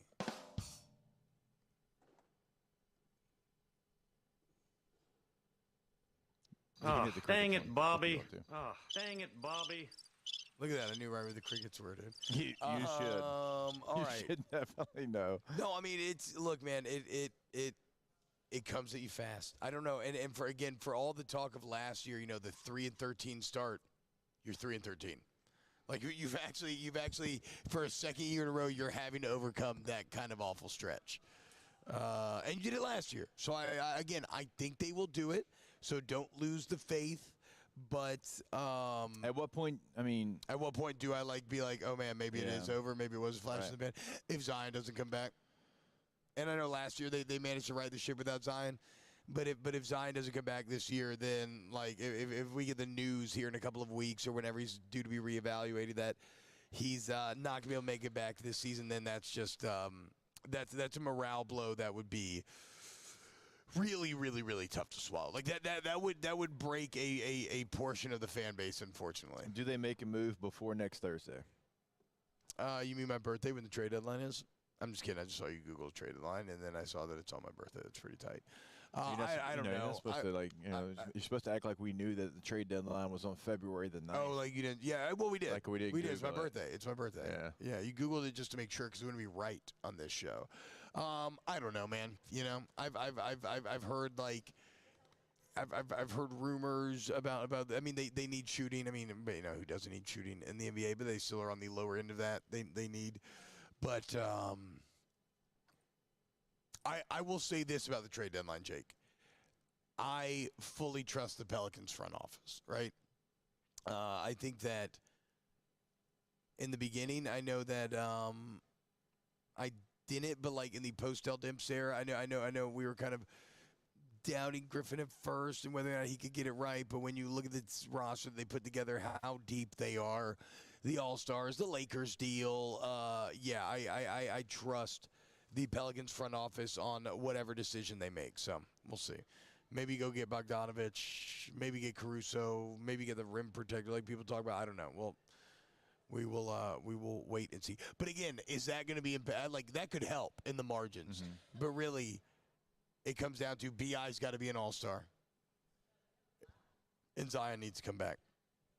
And it's basically that simple.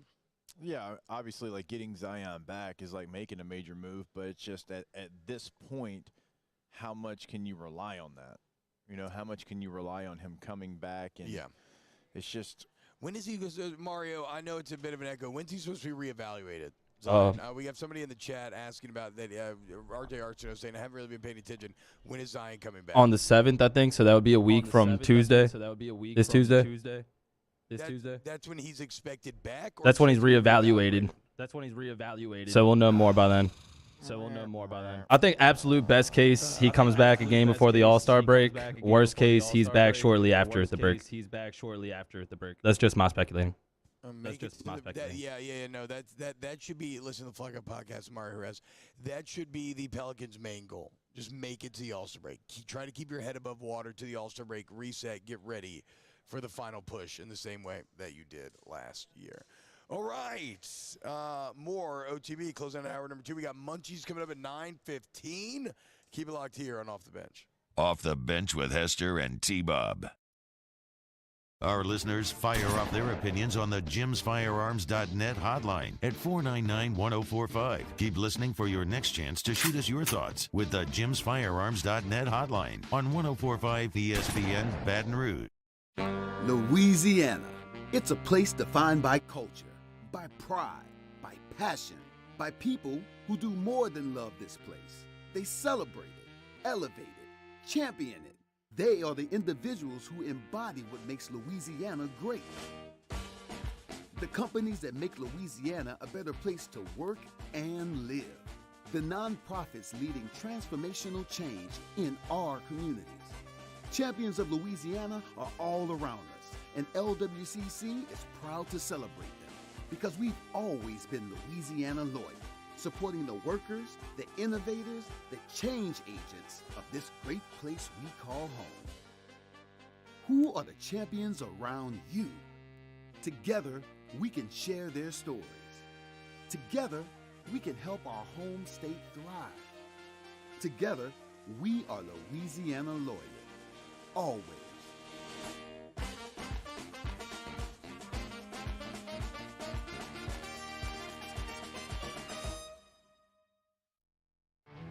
There it is, the extra mile, on the border of expected and extraordinary for those willing to go further, like vans customized for work or play, with safety and tech to keep you connected, supported by a 5-star sales, service, and finance team, and backed by the 1-star you know. So go the extra mile. It's never crowded because so few have what it takes to go there. Mercedes-Benz Vans. Hi, I'm Brandon Landry, founder and CEO of Walker. Hi, my name is Dr. Craig Green. This is Ryan Terrio with HUDCORoofing.com. Hey, it's Matt Moscona. No matter how big your commercial roofing job, HUDCO can help. My patients come to me because they trust that I can get the job done at a high level.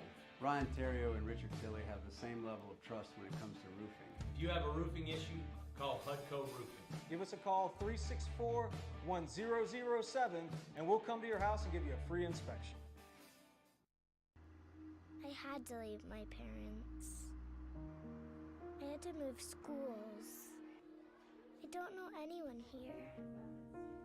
Everything keeps changing. Why is this happening to me? I'm sure glad you're here.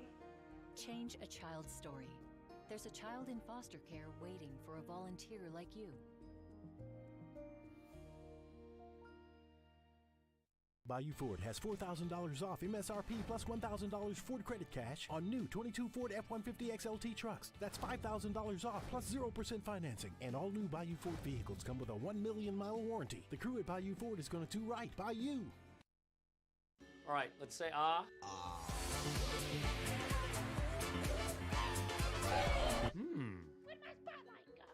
super weird, but we can take care of it. Get in and get better at Patient Plus. Follow us on Twitter at 1045ESPN to cast your vote in the Citizens Bank and Trust Poll of the Day. Vote daily inside Off the Bench, anytime. Hunt Palmer. And after further review, Citizens Bank and Trust brings you the Poll of the Day via Twitter at 1045ESPN. Moon Griffon is back. The voice of Louisiana politics makes his return to Baton Rouge. Catch the Moon Griffon Show weekdays from 9 to 11 a.m. on Talk 107.3.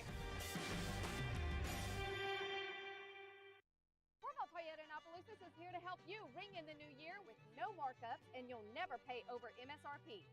And we have new inventory arriving daily. So Happy New Year from our Corvell Toyota family to yours. Gulf Coast. Jimmy Ott and Charles Henniger for the Thursday evening edition of Game Time presented by Bet Rivers. We're downtown at Jolly Pearl Oyster Bar on north facing Town Square. Game Time, 6 to 8 p.m. presented by Bet Rivers on 104.5 ESPN Baton Rouge.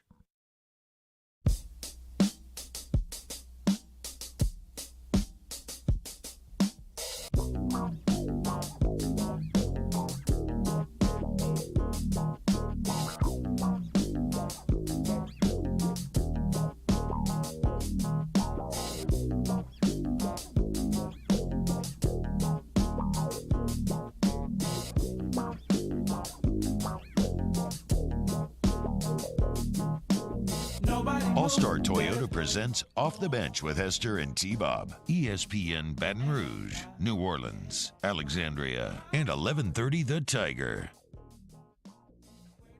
Yo, what's happening, y'all? Get ready to close out hour number 2 here on... I'm choking. I don't know what just happened, dude. That was so bad. I don't know what my throat just completely betrayed me. Yeah, Brandon, get out the shot. Brandon Landry and Greg Stringfeld trying to ruin our YouTube right here. I mean, Jim almost took the camera out. Don't you know this is serious business, guys? Okay, I'm an adult with a jersey on. This isn't playtime. Get out of here, dude. We got a radio show to do. I'm an adult on with YouTube. a jersey on. Yeah. Guess what? I like wearing jerseys as an adult. No, Screw good. you if you don't. Yeah. You know how many soccer I'm about to jerseys go I to have? a music festival. Yeah, that is true. You love it too. Come on, man. You love it too. Yeah, I mean, there's only well, let's not get into that. Soccer's a bit different though because you don't have the name on the back, so a lot of times. You do. You have names on backs. Do you like? I feel like every time I see somebody that buys a soccer jersey, rarely do I see. I guess that's not true. I see like the real ones get one with a player on there. Number or the player? Both. Okay. No, I know the number, but I'm saying like do you prefer if you're buying a soccer jersey a name on the kit or not? Yeah, I'm buying it for that player. Okay. Yeah. I mean, I have some that surely, don't. but then also like for Everton, you want like a generic jersey though. Just to be like an Everton supporter. I mean, I have one maybe. But then what happens if your boy leaves? It's all right. Yeah, you don't just forget about people. Okay. Yeah. No, man. You're loyal to the person that you got that jersey for. That blue blood runs deep. That's right. You know how many Seamus Coleman jerseys I have? At least Who 6. in the hell is Seamus Coleman? I mean, he's a great Is he Irishman. related to Javen Coleman? Probably not. The left-handed pitcher for the LSU I mean, Seamus Tigers? is a very, very loyal Evertonian. He's been there for a long time. Good Irishman. Couldn't have guessed. I mean, what gave it away? I've got an old school Wayne Rooney Everton kit. I've got a Landon Donovan Everton kit. I mean, well, Wayne Rooney, of course, like having a Wayne Rooney Everton jersey is better, and so is Landon Donovan. Okay, that makes sense. That makes all the sense in the world. I've got Tim Howard Everton goalie kit, dude. But do you have a Brian McBride Fulham jersey? No, because I don't support Fulham, but I do support Brian McBride. That's what I'm saying. If you're just going one-time for American guest players of Hanging with Hester back in the day. Also, he was a beast on the Backyard Soccer video game. Dude, he was a beast in real life. Like, just like in real life, if it was a header, Brian McBride was going to win it. And it'd probably come out bloody on the other end. Yep, but he was a monster in the air. Shout out Brian McBride. Shout out Pablo Sanchez, the beast on all of the Backyard Sports games. Did you play a lot of the Backyard Sports games, Jakes? I did. Well, my younger brother Chance did, and so like I'd go in there and play against him. Yeah. Hell yeah, dude. I used to. I played it all: backyard baseball, backyard football, backyard, like I said, backyard soccer. I want to say probably backyard football was my favorite. Keisha Phillips was an incredible D lineman. Oh, who was the goofy? Oh, Pete Wheeler, dude, this little redhead kid. He was a great running back, bro. He could get the edge, and you weren't catching him.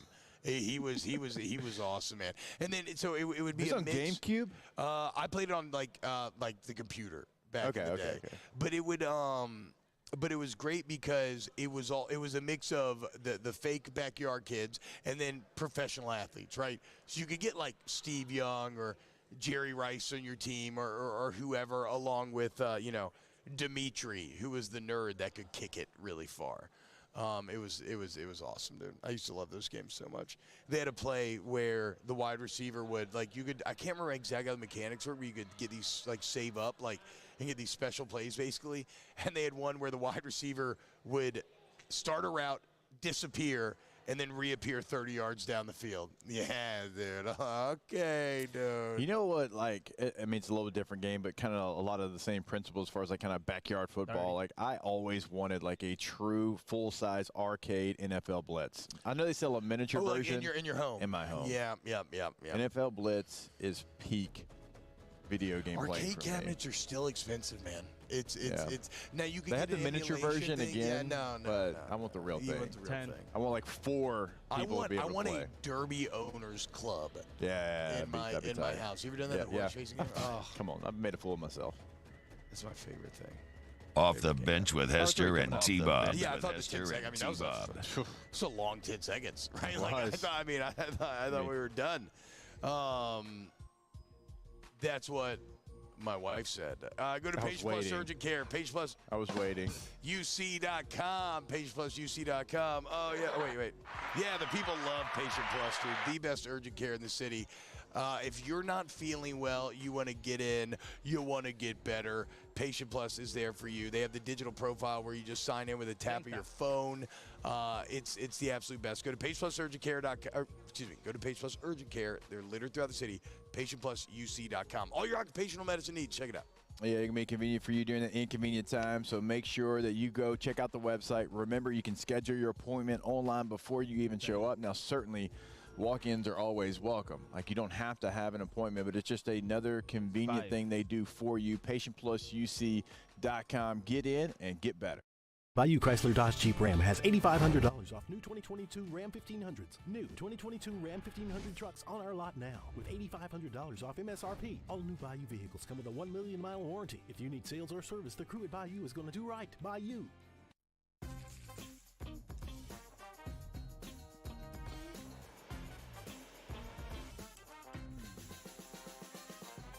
The best kept secret in town is out. Discover Tallulah at the Renaissance Hotel on Bluebonnet. I had to leave my parents. I had to move schools. I don't know anyone here. Everything keeps changing. Why is this happening to me? I'm sure glad you're here. Change a child's story. There's a child in foster care waiting for a volunteer like you.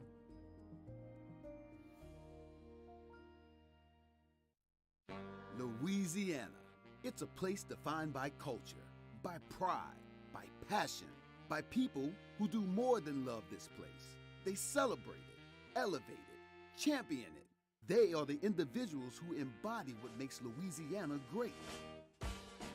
The companies that make Louisiana a better place to work and live. The nonprofits leading transformational change in our communities. Champions of Louisiana are all around us, and LWCC is proud to celebrate them because we've always been Louisiana loyal, supporting the workers, the innovators, the change agents of this great place we call home.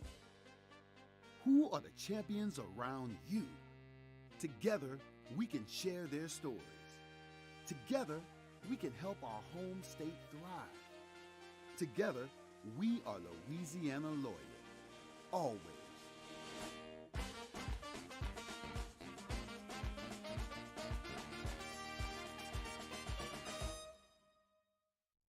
Hi, I'm Brandon Landry, founder and CEO of Walker. Hi, my name is Dr. Craig Green. This is Ryan Terrio with HUDCORoofing.com. Hey, it's Matt Moscona. No matter how big your commercial roofing job, Hudco can help. My patients come to me because they trust that I can get the job done at a high level. Ryan Terrio and Richard Tilley have the same level of trust when it comes to roofing. If you have a roofing issue, call Hudco Roofing. Give us a call, 364-1007, and we'll come to your house and give you a free inspection.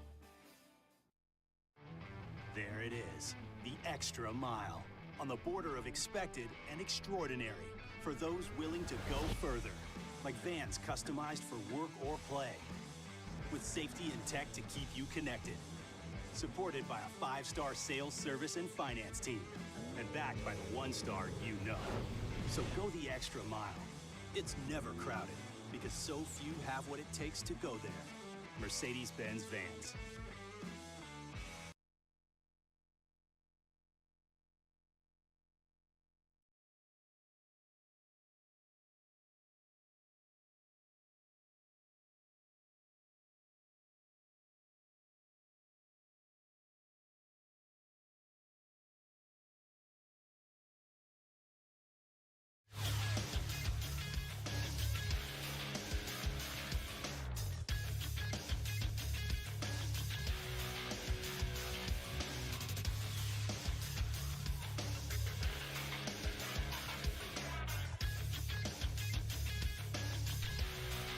Good morning, everybody. It is 9 a.m. on Thursday, February 2nd. Your government taco forecast in Baton Rouge. Expect cloudy skies with a high of 50. If you missed hours 1 or 2 of the show, you can now catch that up at the on-demand section at 1045ESPN.com. You can follow the rest of today's show on Twitter, Instagram, and TikTok at OTB_ESPN, or watch us on YouTube at the 1045 ESPN channel.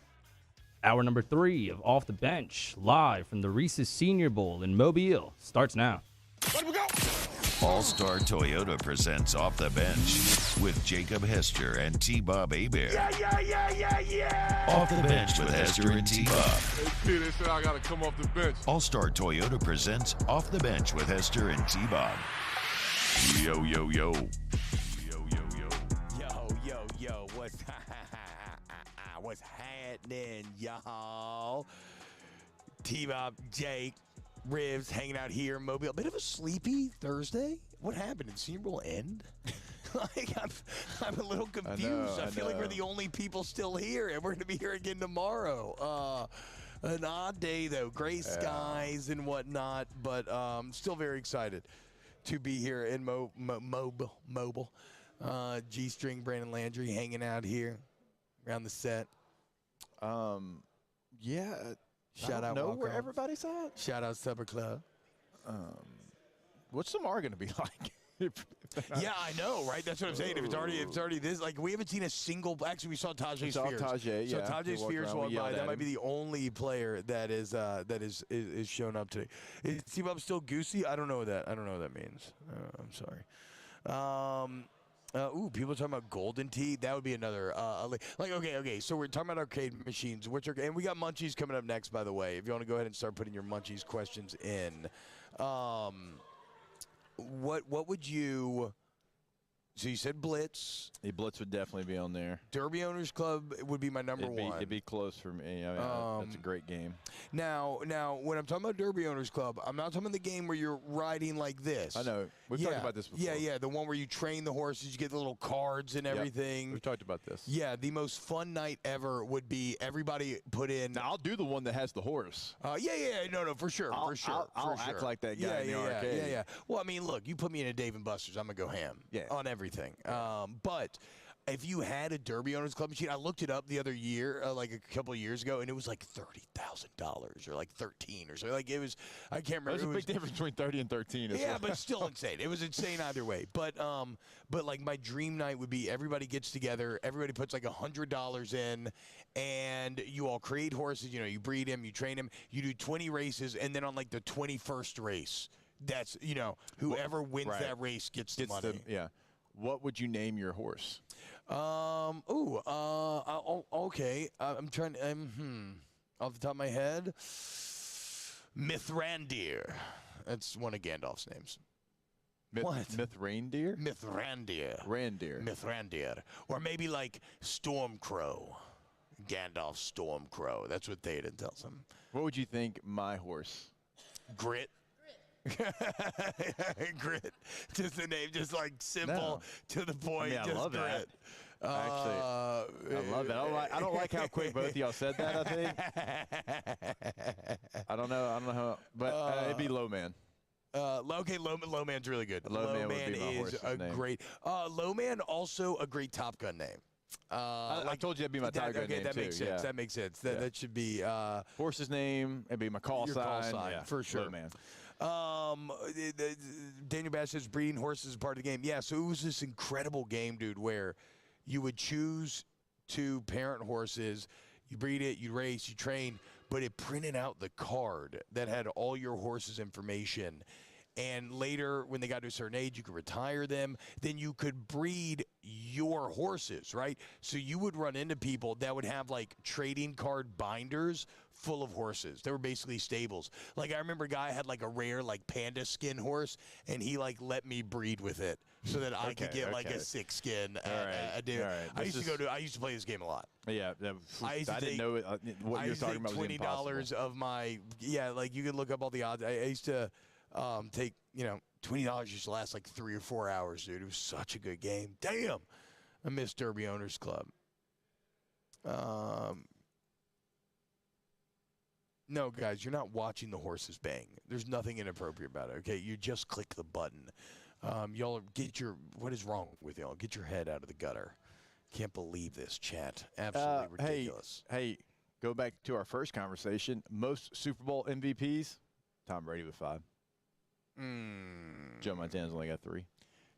Damn, Joe Montana didn't even get 4. Did we not give Bart Starr his flowers? Should we have given Bart Starr his flowers? One of my best friends from high school, like while we were having that conversation, I was like, are y'all not going to talk about Bart Starr? What's he saying? Bart Starr is better than Tom Brady? No, he's just saying he's in that conversation. He's 3-time Super Bowl MVP and obviously like had things that he did before the Super Bowl was a thing. Is that why I'm kind of judging Bart Starr, though, is because it was before the Super Bowl was a thing? I mean, but he did it in both. I mean, you can only be the best of your era, right? That's true. And help when you were born. Yes. Would I have liked to have been born 20 years earlier? I think I would have been a pretty good West Coast style fullback. Yeah, that's fair. But also, bro, what a brutal game 20 years earlier. Like, it's already brutal. Probably not here now. Yeah, that's what I'm saying, dude. You're just, like, hopped up on, like, speed and pain pills, and your body's just shattered and breaking apart. Okay. So let's add it to the list. Bart Starr, also a better quarterback than Tom Brady. Super Bowl quarterback. Yes. Not. Like, hey, I want to see Tom Brady run a Vince Lombardi offense. Okay, can't do it, dude. Can't do it. Heard it here line. first. What's up, Mark? What's going on, man? But no, I don't actually really think that we need to give Bart Starr his flowers necessarily. Great quarterback, but held up next to Bradshaw and company. I'm not sure. I don't know if Bart Starr could win a Super Bowl going 9 of 19 or whatever it is. Is there some sort of Louisiana connection with Bart Starr? Am I crazy? No, he went to Alabama. Oh, screw him then. I hate Bart Starr. He's more like Fart Star.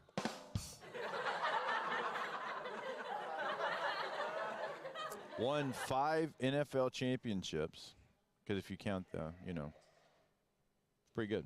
More like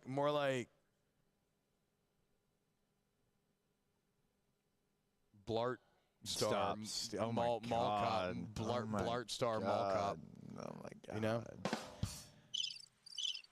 Okay. Why though? Why'd you do that? Because more like Bart, I'm not a star. It was better than the last one. It wasn't great.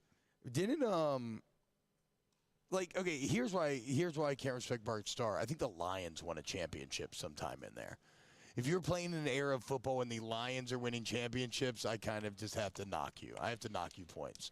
I was talking to somebody at the bar last night, in fact, a doctor who's a wife of the musician, and she was saying her family have been Lions season ticket holders for 70 years.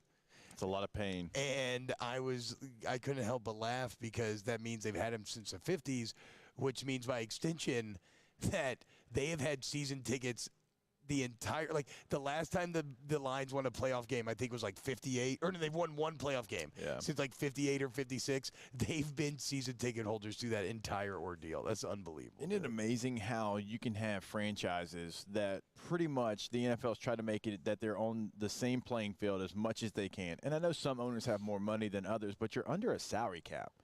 And you have the same draft assets, and you have the same ability, right? And you can buy whatever you want, even if you don't have the most money as far as one of the owners. And you can have a team and a franchise like Detroit, right, that's lost so much. And they've been around forever. They're one of the OGs. And then you can have a franchise like what New England has done the last 2 decades plus. What Kansas City's currently going through right now with the success that they've had, what the Packers seem like they've always, the Broncos have been a great franchise, and then you can just have Detroit, and it's just been so bad. And Detroit's not the only one, but certainly one that we can talk about here. I mean, that's just, how is that possible? You would think that they would luck themselves into something. Yes, you should trip and fall into a good era. Everybody's had a good era. Hell, when the Jaguars became a franchise, they made a couple AFC championships. Yeah. They beat that Elway's Bronco team the year in the playoffs, the year before they won back-to-back Super Bowls. My Bush League Bolts have been to a Super Bowl. Yes. They've went to conference championship games, so even the team that it's probably unparalleled in major sports to have a drought like the Lions have had, to be as consistently inept. And then you add the salt in the wound is that you had Barry Sanders and Calvin Johnson and you ruined them. Matthew Stafford. You wasted them. Yeah, and I'm not putting Stafford on those guys' levels. Well, but still, yes. Really good pro won a Super Bowl the next year. I know, that's what I'm saying. He leaves Detroit and then he wins a Super Bowl. Let's go throw Herman Moore some love. He deserves it. I don't think Wait a minute. I don't think I know who Herman Moore is. You don't know who Herman Moore is? You talking about Lance Moore? No, certainly not. Same position, but a little bit better career. No. Lance had a great one. But was Herman Moore a beast wide receiver? Yes. Damn. And you're you should know him. But I should know him? Mm-hmm. Was Charlie Batch throwing to him? Because Charlie Batch was a beast. Matt Moore? Nope. Former Lions quarterback? Herman Moore. Herman Thurman? Drafted in 1991. Three-time first-team All-Pro. Damn, how do I not know about Herman Moore? One second-team All-Pro. What? Yeah. 4-time All-Pro? Led the NFL in receptions multiple years. I blame the Lions, dude. I blame the Lions. 10th overall pick. I blame Played the Lions. over a decade for the Lions. Yeah, I blame the Lions, exactly. Yeah, has over 9,000 yards receiving in He his should career. be in the Hall of Fame, and he's not going to be because of the Lions. Mm-hmm. Where did he go to college? I think Virginia. Huh. Yeah, Virginia. There you go. It's your Herman Moore minute of the day. He You're was welcome. probably maybe a teammate with Derek Dooley at Virginia. No, Derek might be a little young.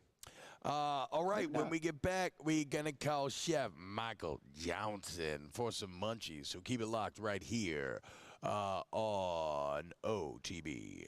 OTB, OT, OTB, OT. Go to Central Plumbing, centralplumbing.org. I've been working on a Gru impression. Does it sound pretty good? Oh, look at me. I got the minions, and they're going to fix your plumbing. Oh, no. I like it, actually. Yeah, pretty good. The call Central Plumbing. Can I hire you for a birthday? 925-8552. centralplumbing.org, where they have minions that are going to get you right. Beep-a-da-ba-boo. Fix your plumbing. That's great. I don't know. Okay, go to centralplumbing.org. Flat rate pricing, great warranty coverage. Everybody's licensed, bond insured, everything Rose talking about. I'm not going to be able to top that, but I can just tell you to go to centralplumbing.org. That was fantastic. 225-925-8552, and I wish everyone could have seen the people laughing at T-Bob here as he did it here in the Are there center. people here? Yeah, it started to really pick up as soon as you started to do Gru. Centralplumbing.org. Centralplumbing.org. In times of need, get a full list of phone numbers, websites, and other important emergency information on the Demco Stormwatch page at 1045ESPN.com.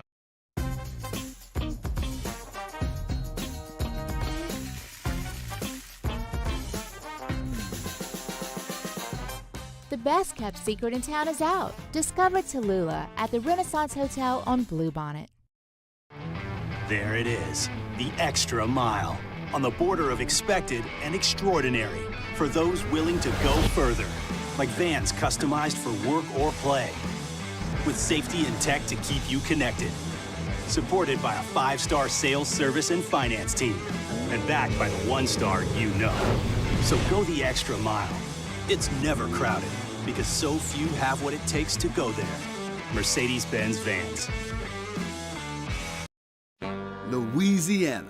It's a place defined by culture, by pride, by passion, by people who do more than love this place. They celebrate it, elevate it, champion it. They are the individuals who embody what makes Louisiana great. The companies that make Louisiana a better place to work and live. The nonprofits leading transformational change in our communities. Champions of Louisiana are all around us, and LWCC is proud to celebrate them because we've always been Louisiana loyal, supporting the workers, the innovators, the change agents of this great place we call home. Who are the champions around you? Together, we can share their stories. Together, we can help our home state thrive. Together, we are Louisiana loyal. Always.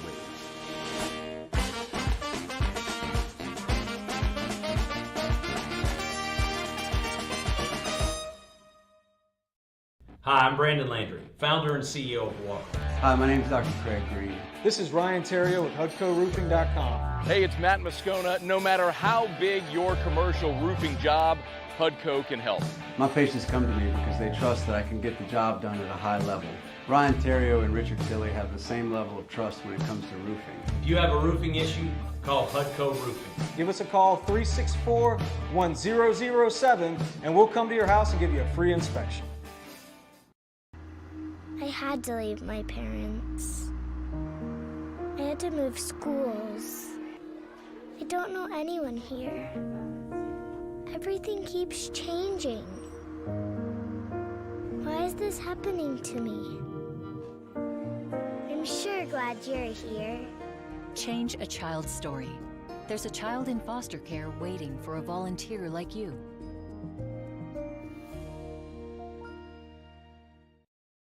Start your day with news and newsmakers. Start your day. Hey, it's Son. Join me Thursday, 1 to 3 for the Hunt Palmer Show, reacting to LSU and Missouri on the hardwood and how those bets I placed go. Hunt Palmer Show, 1 to 3 weekdays, 104.5 ESPN, Baton Rouge.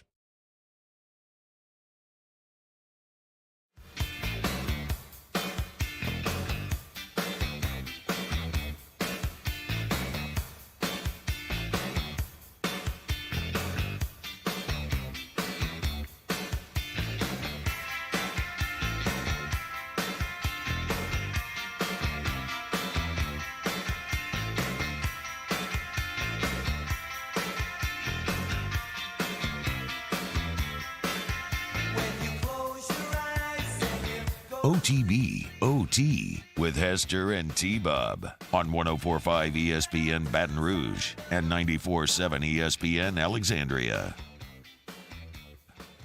Yo, what's up, y'all? Welcome back. Right now, it's time for some munchies with our guy, Chef Michael Johnson, executive chef over there at LSU. Chef Johnson, what's up, man? How you doing today? I'm good, guys. How are y'all? We're doing great. Hey, Chef, if you could have one arcade cabinet in your house, what would it be? Arcade? Yes, arcade cabinet. I used to love Dig Dug. I don't know if you guys remember Dig Dug or not. Yeah, dude.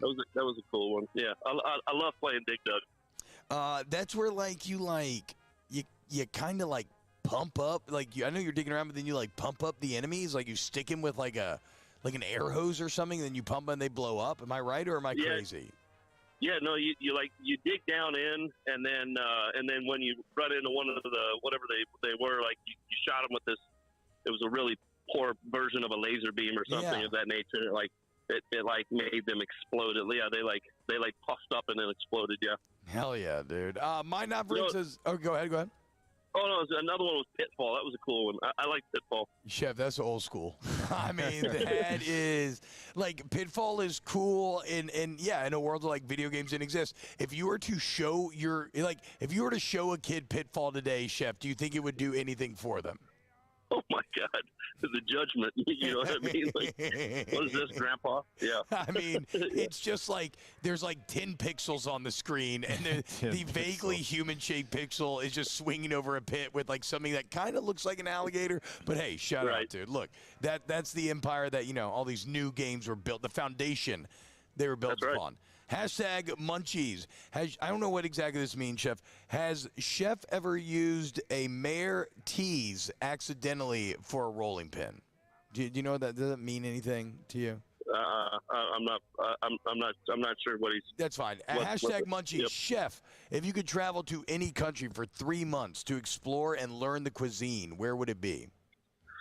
I think it would probably be China, to be honest with you. As far as cuisine is concerned, they have some of the highest saturation of history in food. The Italians got their ideas from noodles from China, I've had experience with French and Italian cuisine, and Chinese cuisine and Eastern cuisine just has this. Their methodologies are different. So to be able to go over there and study and understand something different, I think would be really cool. All right, Chef, hashtag Munchies. What's going to be your go-to Super Bowl dish? I said this the other day too. I really like wings, but I don't know, man. I guess I will tell you this is I broke some mold the other day, and I went and tried some small. I went and tried some small sliders. And Sorry, I know, and I really, I really enjoyed them, and I can see myself taking some sliders. They're kind of fun to eat. Me, sharing with other people. I see the value of the slider when you're sharing with other people. So like some Hawaiian rolls with I don't know. It's probably not going to be ground beef. I'll do a pork belly slider or something like that with a cochon. A spicy mayo and sriracha aioli based. Easy, big fella. Easy. I just finished. Yeah. That was incredible, dude. Just thinking about that pork belly slider. Wow, you just brought me. I can't believe I just said slider on the radio either, man. I was just like. I know you made it, dude. Look at you. You're evolving. Looks like this old dog can learn new tricks. With what T-Bob just did, that's not the thing I can't believe. Look, bro, I mean, Chef, the Smoss is kind of boss. It's a tasty little package they've created there. Hashtag Munchies. Best way to get a super crispy skin when doing an oven-roasted chicken? I like to butter the skin on the outside. Also, salting it with an appropriate amount of time. So if you put your chicken in the refrigerator with salt on it and let it salt overnight, it will draw the moisture out of the skin. What? And then when you butter, and then when you butter or oil it when it goes in, it's definitely going to help crisp that skin up for sure. Okay, dude. I never knew that. Yeah. So a refrigerator. Yeah, a refrigerator. What it does is it pulls the moisture out of the cabinet that it's in, right? Like it creates a dry, cold environment. Like that's what it does. It pulls the humidity out of there. So by nature, by it being in the refrigerator, it's pulling moisture out, and then the salt also draws moisture to the surface. And so, does it dry out? Does it dry out the chicken itself? No, not that quickly. Not just like 8 or 10 hours. No. Hashtag Munchies. If you were to get kicked out of Willy Wonka's factory, what would you get kicked out for? Oh, man.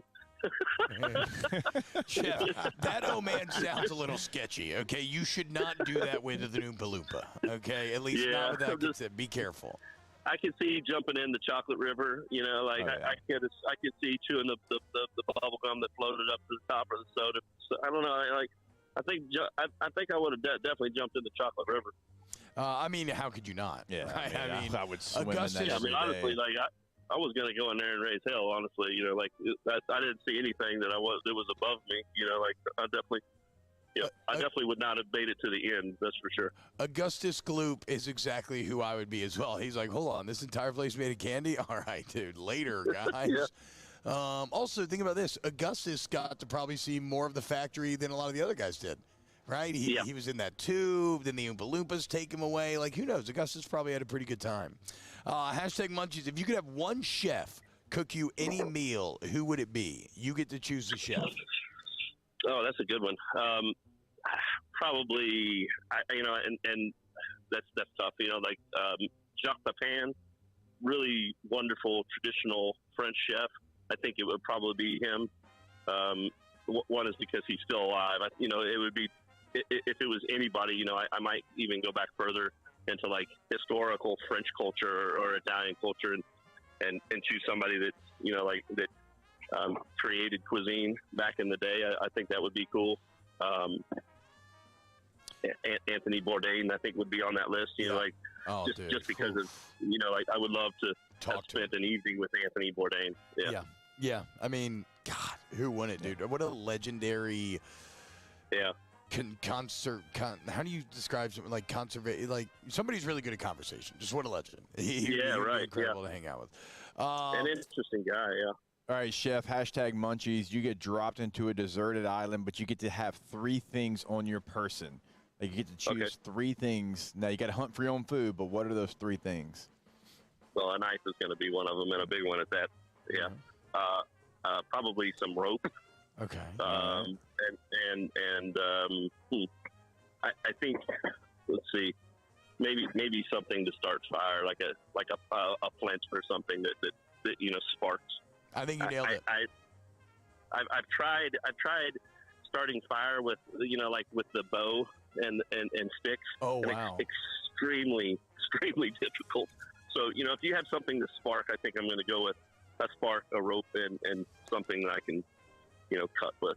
Yeah, like the only reason why they learned how to start fire without like flint and tinder back in the day is because you literally had nothing to do all day but sit there and just freaking rub these sticks till something happened. Great scene in Castaway when he finally makes fire. I've made fire. Yes, great scene. You keep doing that. I'm going to spark. #munchies. Does Chef Michael Johnson have a recipe book that we can access? We love this part of the show. You're going to think this is crazy, but we cook from heart here a lot. I do have some recipes from way back in the day from when I was coming up. I don't have anything online, no. I just, we cook from heart here a lot. It's a lot of teaching and training, and because it's performance nutrition here, we're recreating the recipes, and because we want to see variety out of it, like we'll take that recipe and tweak it a little bit to this way or that way with seasonings and spices and whatnot, so that it looks and feels a little bit different. So I know that's not the answer that people are looking for, but I don't cook from recipe too terribly often anymore because we kind of cook from the palate and what tastes good and what makes sense. So, yeah. Hell yeah, man. #munchies. Have you ever seen any kitchens? Okay, so one of our listeners, Bilbo, is in he's in a bar rescue hole every day. He's just coming in here talking about bar rescues. That's a little context. Yeah. Have you ever seen any kitchen as bad as the ones you see on reality TV cooking shows? Man, I unfortunately have a couple of different places. Yeah. I remember when I was a kid, I lived in Missouri. I worked at this, and I'm not going to use the name of the restaurant, but I worked at this restaurant at Lake of the Ozarks, and it was a summertime place where, all the tourists came to. You seen the show Ozark? Yeah, hell yeah. So this was Ozark. This was Lake of the Ozarks. That's where I was at. And, when you were 21 or 20 or 18, you went there and you worked and you could make a killing for a living. And but all my friends were wait staff making, buku dollars waiting on tables, and I was a cook, and I was making like $7 an hour, $6 an hour. And I walked into this place, and it's an outdoor kitchen, so there's no air conditioning. It's hot as hell, and I was the only person on shift, and I mean, dude, there was crap everywhere. It was awful, and I worked there for like an hour, and all of these, redneck waitresses were coming back and screaming at me about their food, and I hadn't even seen the menu. I had no idea what was going on. Wait, hold on. So an hour into the job, like literally like an hour, like you get the job, you walk in, and an hour in, you're being yelled at about not getting the food right? Oh, yeah. And you're the only one back there? They just hired you and were like, go? What? Yes, that's exactly what happened. And so about at an hour and a half, I was like, no hits on this place. Like I'm out of here. Yeah. Oh my God, dude! So would the meat just be like hanging out in the open air? So like they were boiling hamburgers. Like they would cook their burgers halfway through and put them in this simmering broth of like grease and beef base. It was just like like there was I can't even, like there was meat sitting on the floor. Ooh. There was like it was debris and grease everywhere. It was rough, man. And like a lot of people when you come up in kitchens, you don't always learn by how to do things right. Sometimes you learn about how to do things by seeing other people do it wrong. Yeah. And that's an impactful moment, And so that place stuck out to me. And, like I can't tell you. There's been like 2 places that I've ever walked out on in my life, and that was one of them. I remember one time there's a Chinese place in Baton Rouge, and it's not Chinese Inn. I love Chinese Inn, so I know I talk about it a lot, so I don't want people to think that. But one time I was going around the backside of a Chinese place, and I saw just a giant hunk of meat defrosting in the sun. With like flies all over it and everything. Hey, but I mean, once it's cooked up and doused in like sesame, I'm sure it's great. But that did kind of freak me out. Something about meat in the open air, I'm just not. I don't want it in the I'm not a big elements. fan of. Yeah, not for an extended period of time. Dude. No. I don't want a natural defrost on my meat. Maybe like do it in the fridge or something overnight. Hashtag Munchies Chef here. Let me try to reload here. Jake, did you see any? My chat is lagging behind a bit. Well, give Chef one more maybe on the way out here. Condiments. What are your favorite condiments? Oh man, I first of all, I'm a huge condiment fan.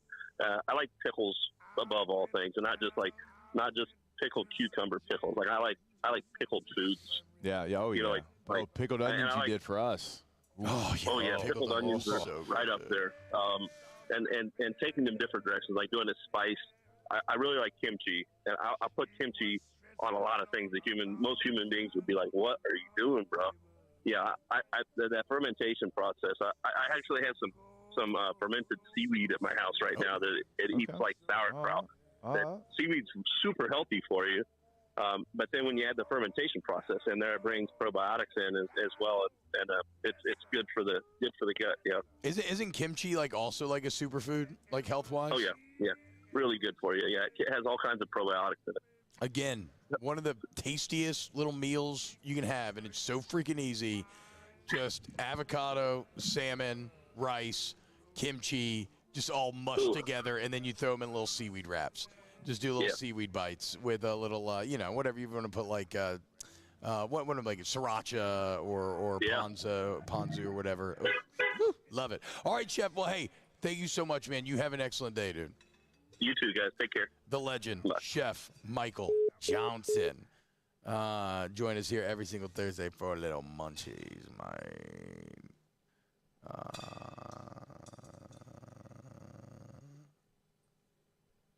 I've never seen a Gordon Ramsay TV show. I have. Yeah. I've just seen the memes. Yeah, I've seen it. I mean, not a ton. I've probably seen like 10. Him putting the bread on the person's ears and asking if they're an idiot sandwich that's so demeaning. It's classic. I don't know if you can demean, I get triggered by tousling of the hair. You do. I don't know if you can demean a human being worse than putting 2 slices of white bread against the sides of their face and asking them if they're an idiot sandwich. Like, that is truly absurd. It is. That is a bit like Moffat. Are you an athlete? No, sir. No, sorry. What are you? An idiot sandwich, sir? I'm sorry. All right, when we get back, more Y'all on TV. recruited me. It's not my fault. Wait, hold on. Wait. Okay, when we get back, more on TV. Never mind. OTB, OTB, OT.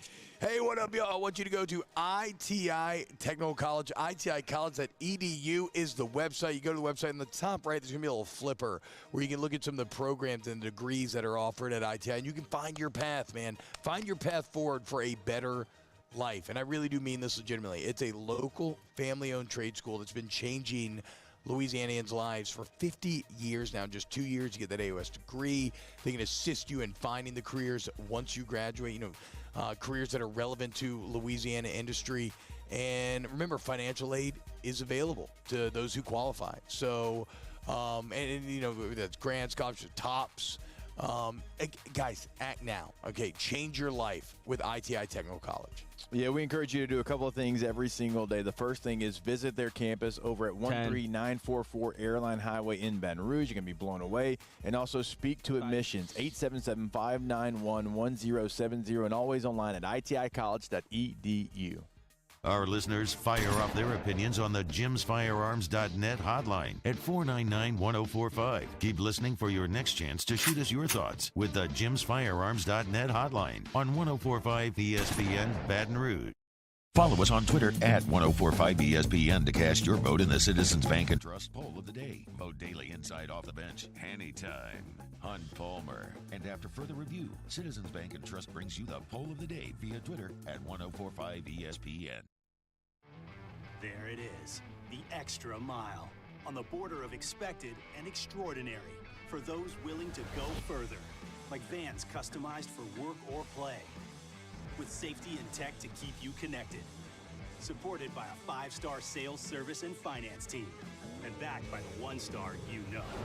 So go the extra mile. It's never crowded, because so few have what it takes to go there. Mercedes-Benz Vans. Louisiana. It's a place defined by culture, by pride, by passion, by people who do more than love this place. They celebrate it, elevate it, champion it. They are the individuals who embody what makes Louisiana great. The companies that make Louisiana a better place to work and live. The nonprofits leading transformational change in our communities. Champions of Louisiana are all around us, and LWCC is proud to celebrate them because we've always been Louisiana loyal, supporting the workers, the innovators, the change agents of this great place we call home. Who are the champions around you? Together, we can share their stories. Together, we can help our home state thrive. Together, we are Louisiana loyal. Always.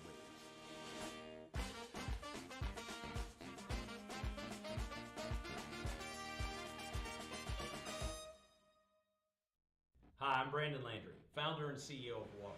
Hi, my name is Dr. Craig Green. This is Ryan Terrio with HUDCORoofing.com. Hey, it's Matt Moscona. No matter how big your commercial roofing job, HUDCO can help. My patients come to me because they trust that I can get the job done at a high level. Ryan Terrio and Richard Tilley have the same level of trust when it comes to roofing. If you have a roofing issue, call HUDCO Roofing. Give us a call, 364-1007, and we'll come to your house and give you a free inspection. I had to leave my parents. I had to move schools. I don't know anyone here. Everything keeps changing. Why is this happening to me? I'm sure glad you're here. Change a child's story. There's a child in foster care waiting for a volunteer like you.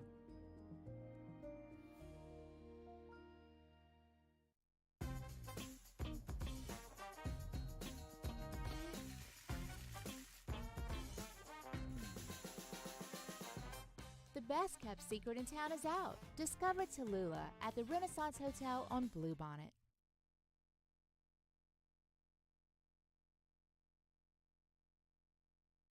Matt Moscona inviting you to join us for Thursday's AFR, presented by the Aesthetic Medicine and Anti-Aging Clinics of Louisiana. Dale Brown Court is in jeopardy. We're shining the light on what some power brokers are trying to do in private. Join us, 104.5 ESPN Baton Rouge.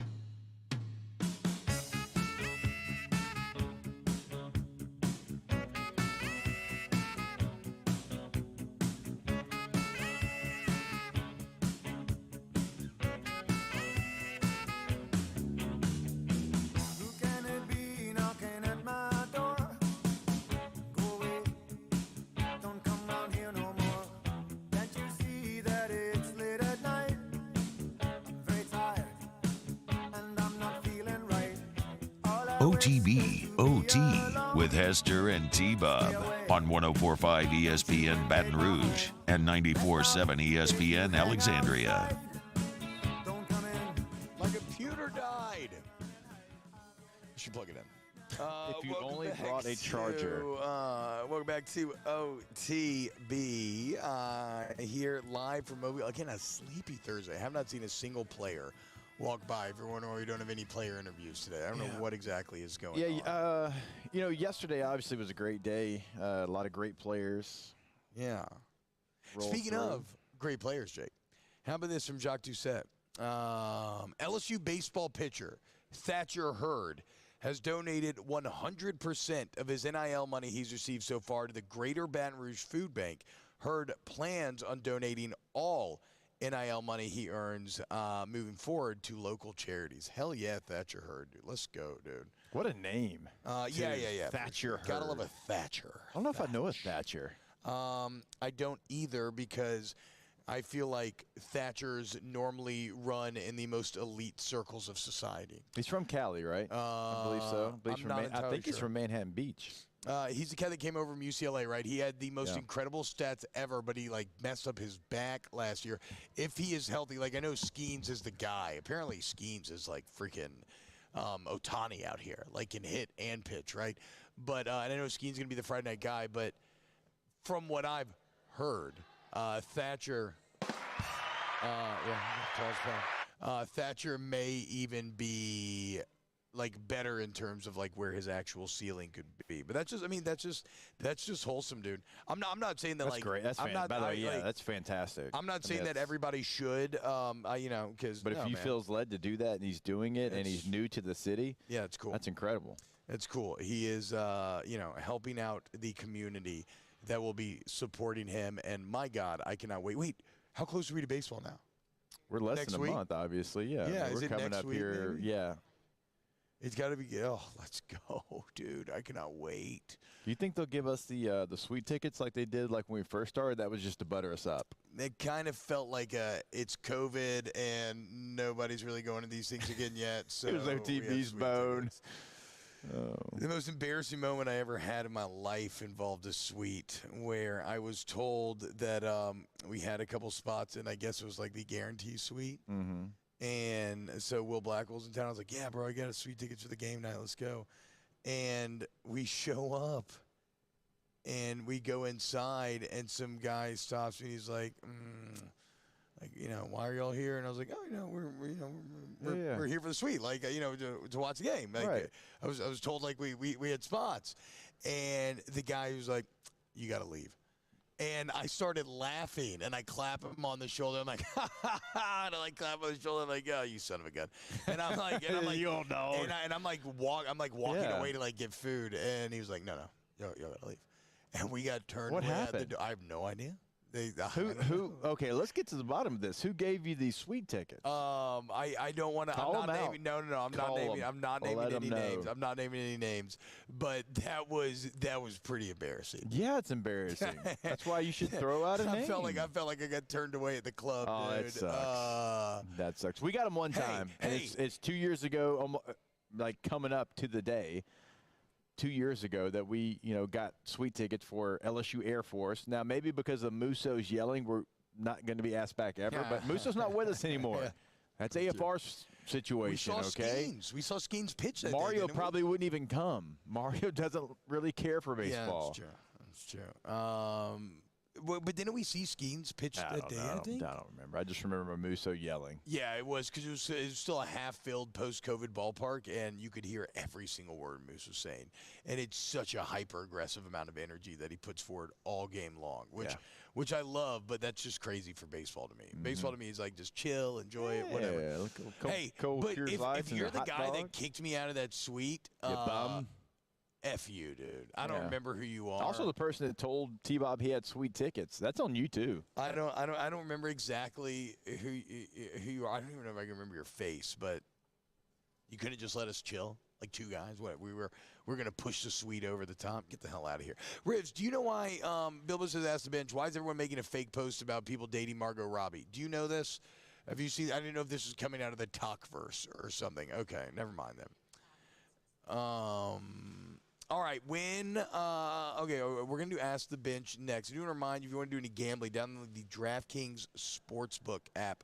DraftKings Sportsbook app, remember, you bet $5 at official sports betting partner of the NBA. I have some Super Bowl promotions starting up next week. Right now, you bet $5 when you sign up with the promo code Baton Rouge. You get $200 in free bets with which to play. So no matter what you want to play, look, same game parlays. People love. There's actually an entire ESPN.com article today about how much America loves same game parlays. But like whatever you want, it's all there for you at the DraftKings Sportsbook app. 21 or older, physically present in Louisiana. Availability varies by parish. Eligibility restrictions apply. Minimum $5 deposit. See DraftKings.com/sportsbook for full terms and conditions. Licensee partner Golden Nugget, Lake Charles. Gambling problem? Call 1-877-770-STOP. 7867. They thought it was a Cajun Cannon coming to the suite and were disappointed when they saw something. Come on now. Maybe so. Come on now. Will Blackwell, All-American at LSU. I mean, that's what I'm saying, show that man some respect. That's what I'm saying, dude. No respect. Kicked us out. I did not almost fall. I wobbled. I wobbled a little bit.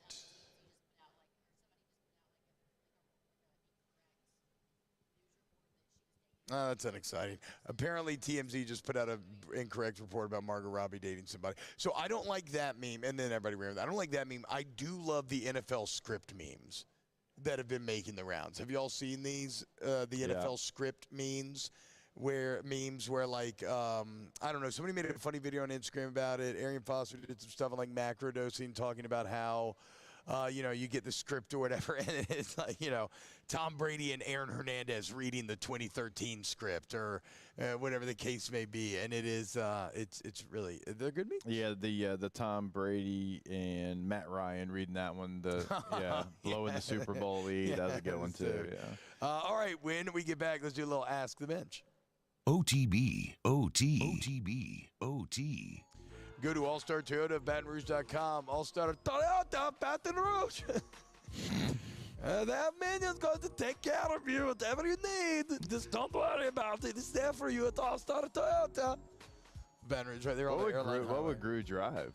Sienna? He got a lot of children. A Sienna, but when you press the button, instead of he has all the buttons, but he puts in a secret button that when you press it, 7 rockets just emerge from the sides, and suddenly you can go faster than any vehicle in the world. And the Minions would use it to get in all kind of wild hijinks. Even though I don't like the Minions movie. I like this Big Old Me movie. I don't like the Minions movie. But I do like All-Star Toyota Baton Rouge.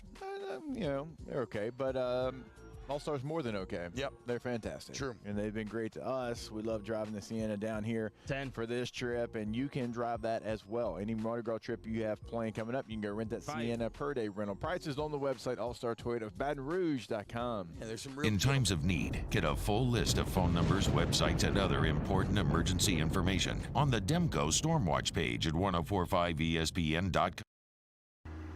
I had to leave my parents. I had to move schools. I don't know anyone here. Everything keeps changing. Why is this happening to me? I'm sure glad you're here. Change a child's story.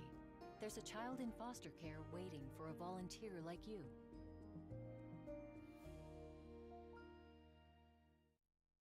Louisiana.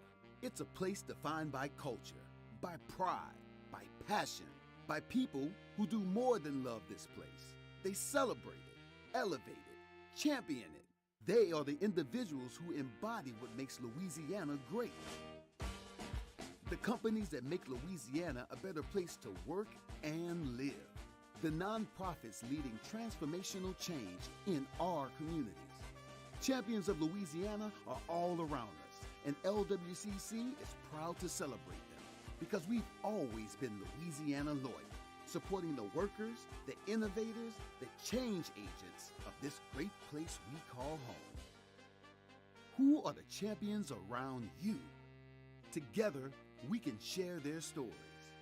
Together, we can help our home state thrive.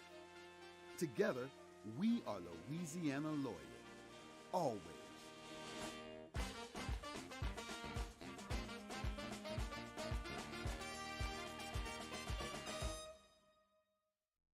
Hi, I'm Brandon Landry, founder and CEO of Walker. Hi, my name is Dr. Craig Green. This is Ryan Terrio with HUDCORoofing.com. Hey, it's Matt Moscona. No matter how big your commercial roofing job, HUDCO can help. My patients come to me because they trust that I can get the job done at a high level. Ryan Terrio and Richard Tilley have the same level of trust when it comes to roofing. If you have a roofing issue, call Hudco Roofing. Give us a call, 364-1007, and we'll come to your house and give you a free inspection. There it is, the extra mile, on the border of expected and extraordinary, for those willing to go further, like vans customized for work or play, with safety and tech to keep you connected, supported by a 5-star sales, service, and finance team, and backed by the 1-star you know. So go the extra mile. It's never crowded, because so few have what it takes to go there. Mercedes-Benz Vans.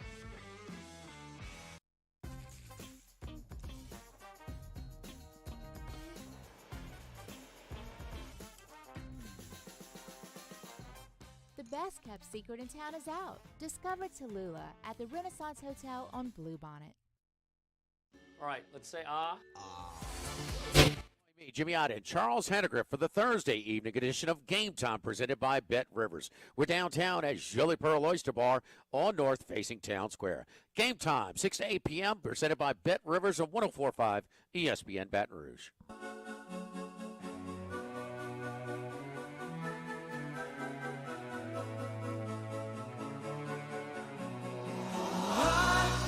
I just died on your arms tonight. It must have been something you said. I just died on your arms tonight.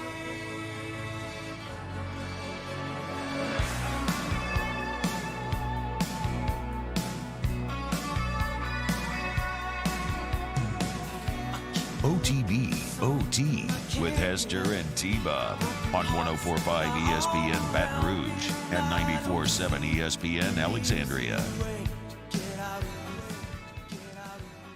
Yo, what's happening, y'all? Fight Milk. It gives you the ability to fight like a crow. Hell yeah, dude. Is that like Badger Milk? What's Badger Milk? One of those Rob Schneider movies, they had Badger Milk. Why is Rob The Schneider animal, now maybe? been mentioned twice on today's show? Because we mentioned the animal. Rob Schneider is a Reese's Peanut Butter Cup. Can he make it to the Super Bowl or the Senior Bowl? Rob Schneider as Jim Nagy. Ask the bench. Roger Ben, Cold Curse Light, Busy Arts, Helter, Blue Moon, Lion Sky, Citrus Sweet. Homemade or jarred roux? If jarred, what brand? I'm a homemade roux guy, but what I do find, Jake, is that I'm almost a little bit of a poser. Like, the people who are most, like, you know, it has to be homemade, are not normally, like, the true Cajuns. Like, I know plenty of, like, people who make incredible gumbo and everything else who are just like, yeah, dude, you can just get, like, a jar of roux if you really want. It's not a big deal. Yeah, I mean, homemade's great, but I mean, it's a process. You gotta you're all in. You gotta buy in. So I've got it down though. If you use I use a cast iron skillet, and depending on the heat, because you can always crank up the heat a little bit and move it. Like, I can get it made in an hour. Okay, that's really good. And get it dark. It's really good. But I do want to try baking my roux, like Chef is always talking about, because that seems like it. That seems like the play. Ask the bench. Fight Milk or Logan Paul's Prime drink? Again, Fight Milk. God, my boys love Prime. Really? Are they big Logan Paul guys? No, they just like to drink. I did see, so whatever the Paul brother is that wrestles, had another insane highlight the other day. Did you see this? No, I don't see anything wrestling related. The two brothers, or not the two brothers, but Paul and this other wrestler, so they're on opposite sides of the ring. They're standing outside of the ropes. They both jump on the ropes and jump and meet in the air in the center of the ring. Like, they cross body block each other, and then it was pretty sick. Okay. It was like just achieving midair contact over that large of a jump was pretty incredible, dude. Ask the bench, do you envy the choices Brady has now? I mean,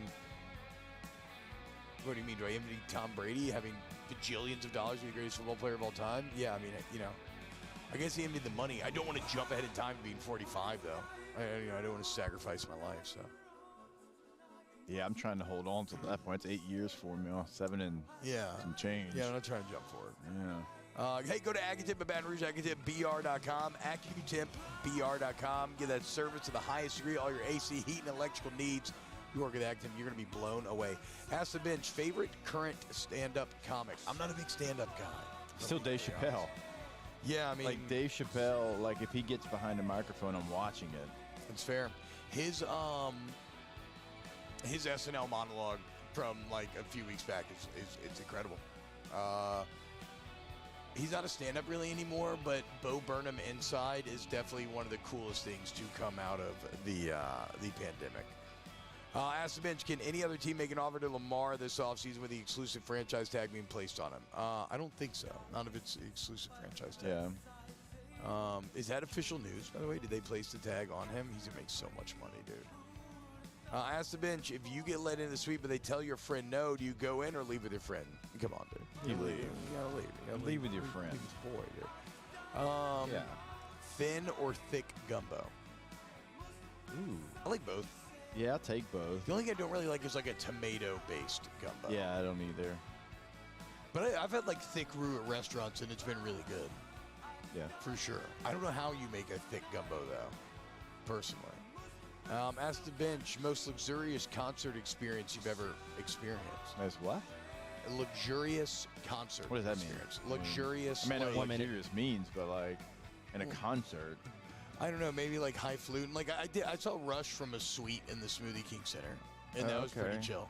All right. You know, you just have beers on tap. You're not really by the stage. Saw It's kinda Michael lame. Bublé in the Staples Center, kind of from a suite situation. Okay. So I guess that counts. I saw Seal at this concert venue in Atlanta, where you just laying on a grassy hill. Okay. Saw Morgan Pretty chill. Wallen about like 10 minutes down the road here at Mobile. Like it was an outdoor concert, Okay. and my father-in-law hooked it up. We were like on the stage. Hell yeah, dude. Hey, go to Aggie Tip of Baton Rouge again today. Any of your AC heat and electrical needs, they are the absolute best. Huge thank you to everyone hanging out with us on the show today. Huge thank you to Mark Rez, Danny Cardenas, producing back home, holding it down. Thank you to Rivs, producing here on site. That'll do it for us today. We'll be back for our final day from the Senior Bowl tomorrow. Y'all have a great day. We love you. OTB, OT. There it is, the extra mile, on the border of expected and extraordinary for those willing to go further, like vans customized for work or play, with safety and tech to keep you connected, supported by a 5-star sales, service, and finance team, and backed by the 1-star you know. So go the extra mile. It's never crowded, because so few have what it takes to go there. Mercedes-Benz Vans. Hi, I'm Brandon Landry, founder and CEO of Walker. Hi, my name is Dr. Craig Green. This is Ryan Terrio with HUDCORoofing.com. Hey, it's Matt Moscona. No matter how big your commercial roofing job, HUDCO can help. My patients come to me because they trust that I can get the job done at a high level. Ryan Terrio and Richard Tilley have the same level of trust when it comes to roofing. If you have a roofing issue, call HUDCO Roofing. Give us a call, 364-1007, and we'll come to your house and give you a free inspection. Louisiana. It's a place defined by culture, by pride, by passion, by people who do more than love this place. They celebrate it, elevate it, champion it. They are the individuals who embody what makes Louisiana great. The companies that make Louisiana a better place to work and live. The nonprofits leading transformational change in our communities. Champions of Louisiana are all around us, and LWCC is proud to celebrate them because we've always been Louisiana loyal, supporting the workers, the innovators, the change agents of this great place we call home. Who are the champions around you? Together, we can share their stories. Together, we can help our home state thrive. Together, we are Louisiana loyal. Always.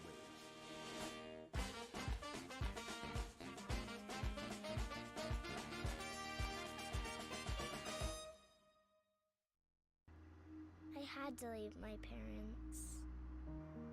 I had to move schools. I don't know anyone here. Everything keeps changing. Why is this happening to me? I'm sure glad you're here. Change a child's story. There's a child in foster care waiting for a volunteer like you.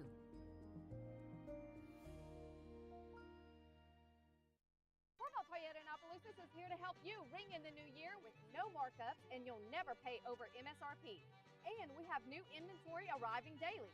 So Happy New Year from our Corvette Toyota family to yours.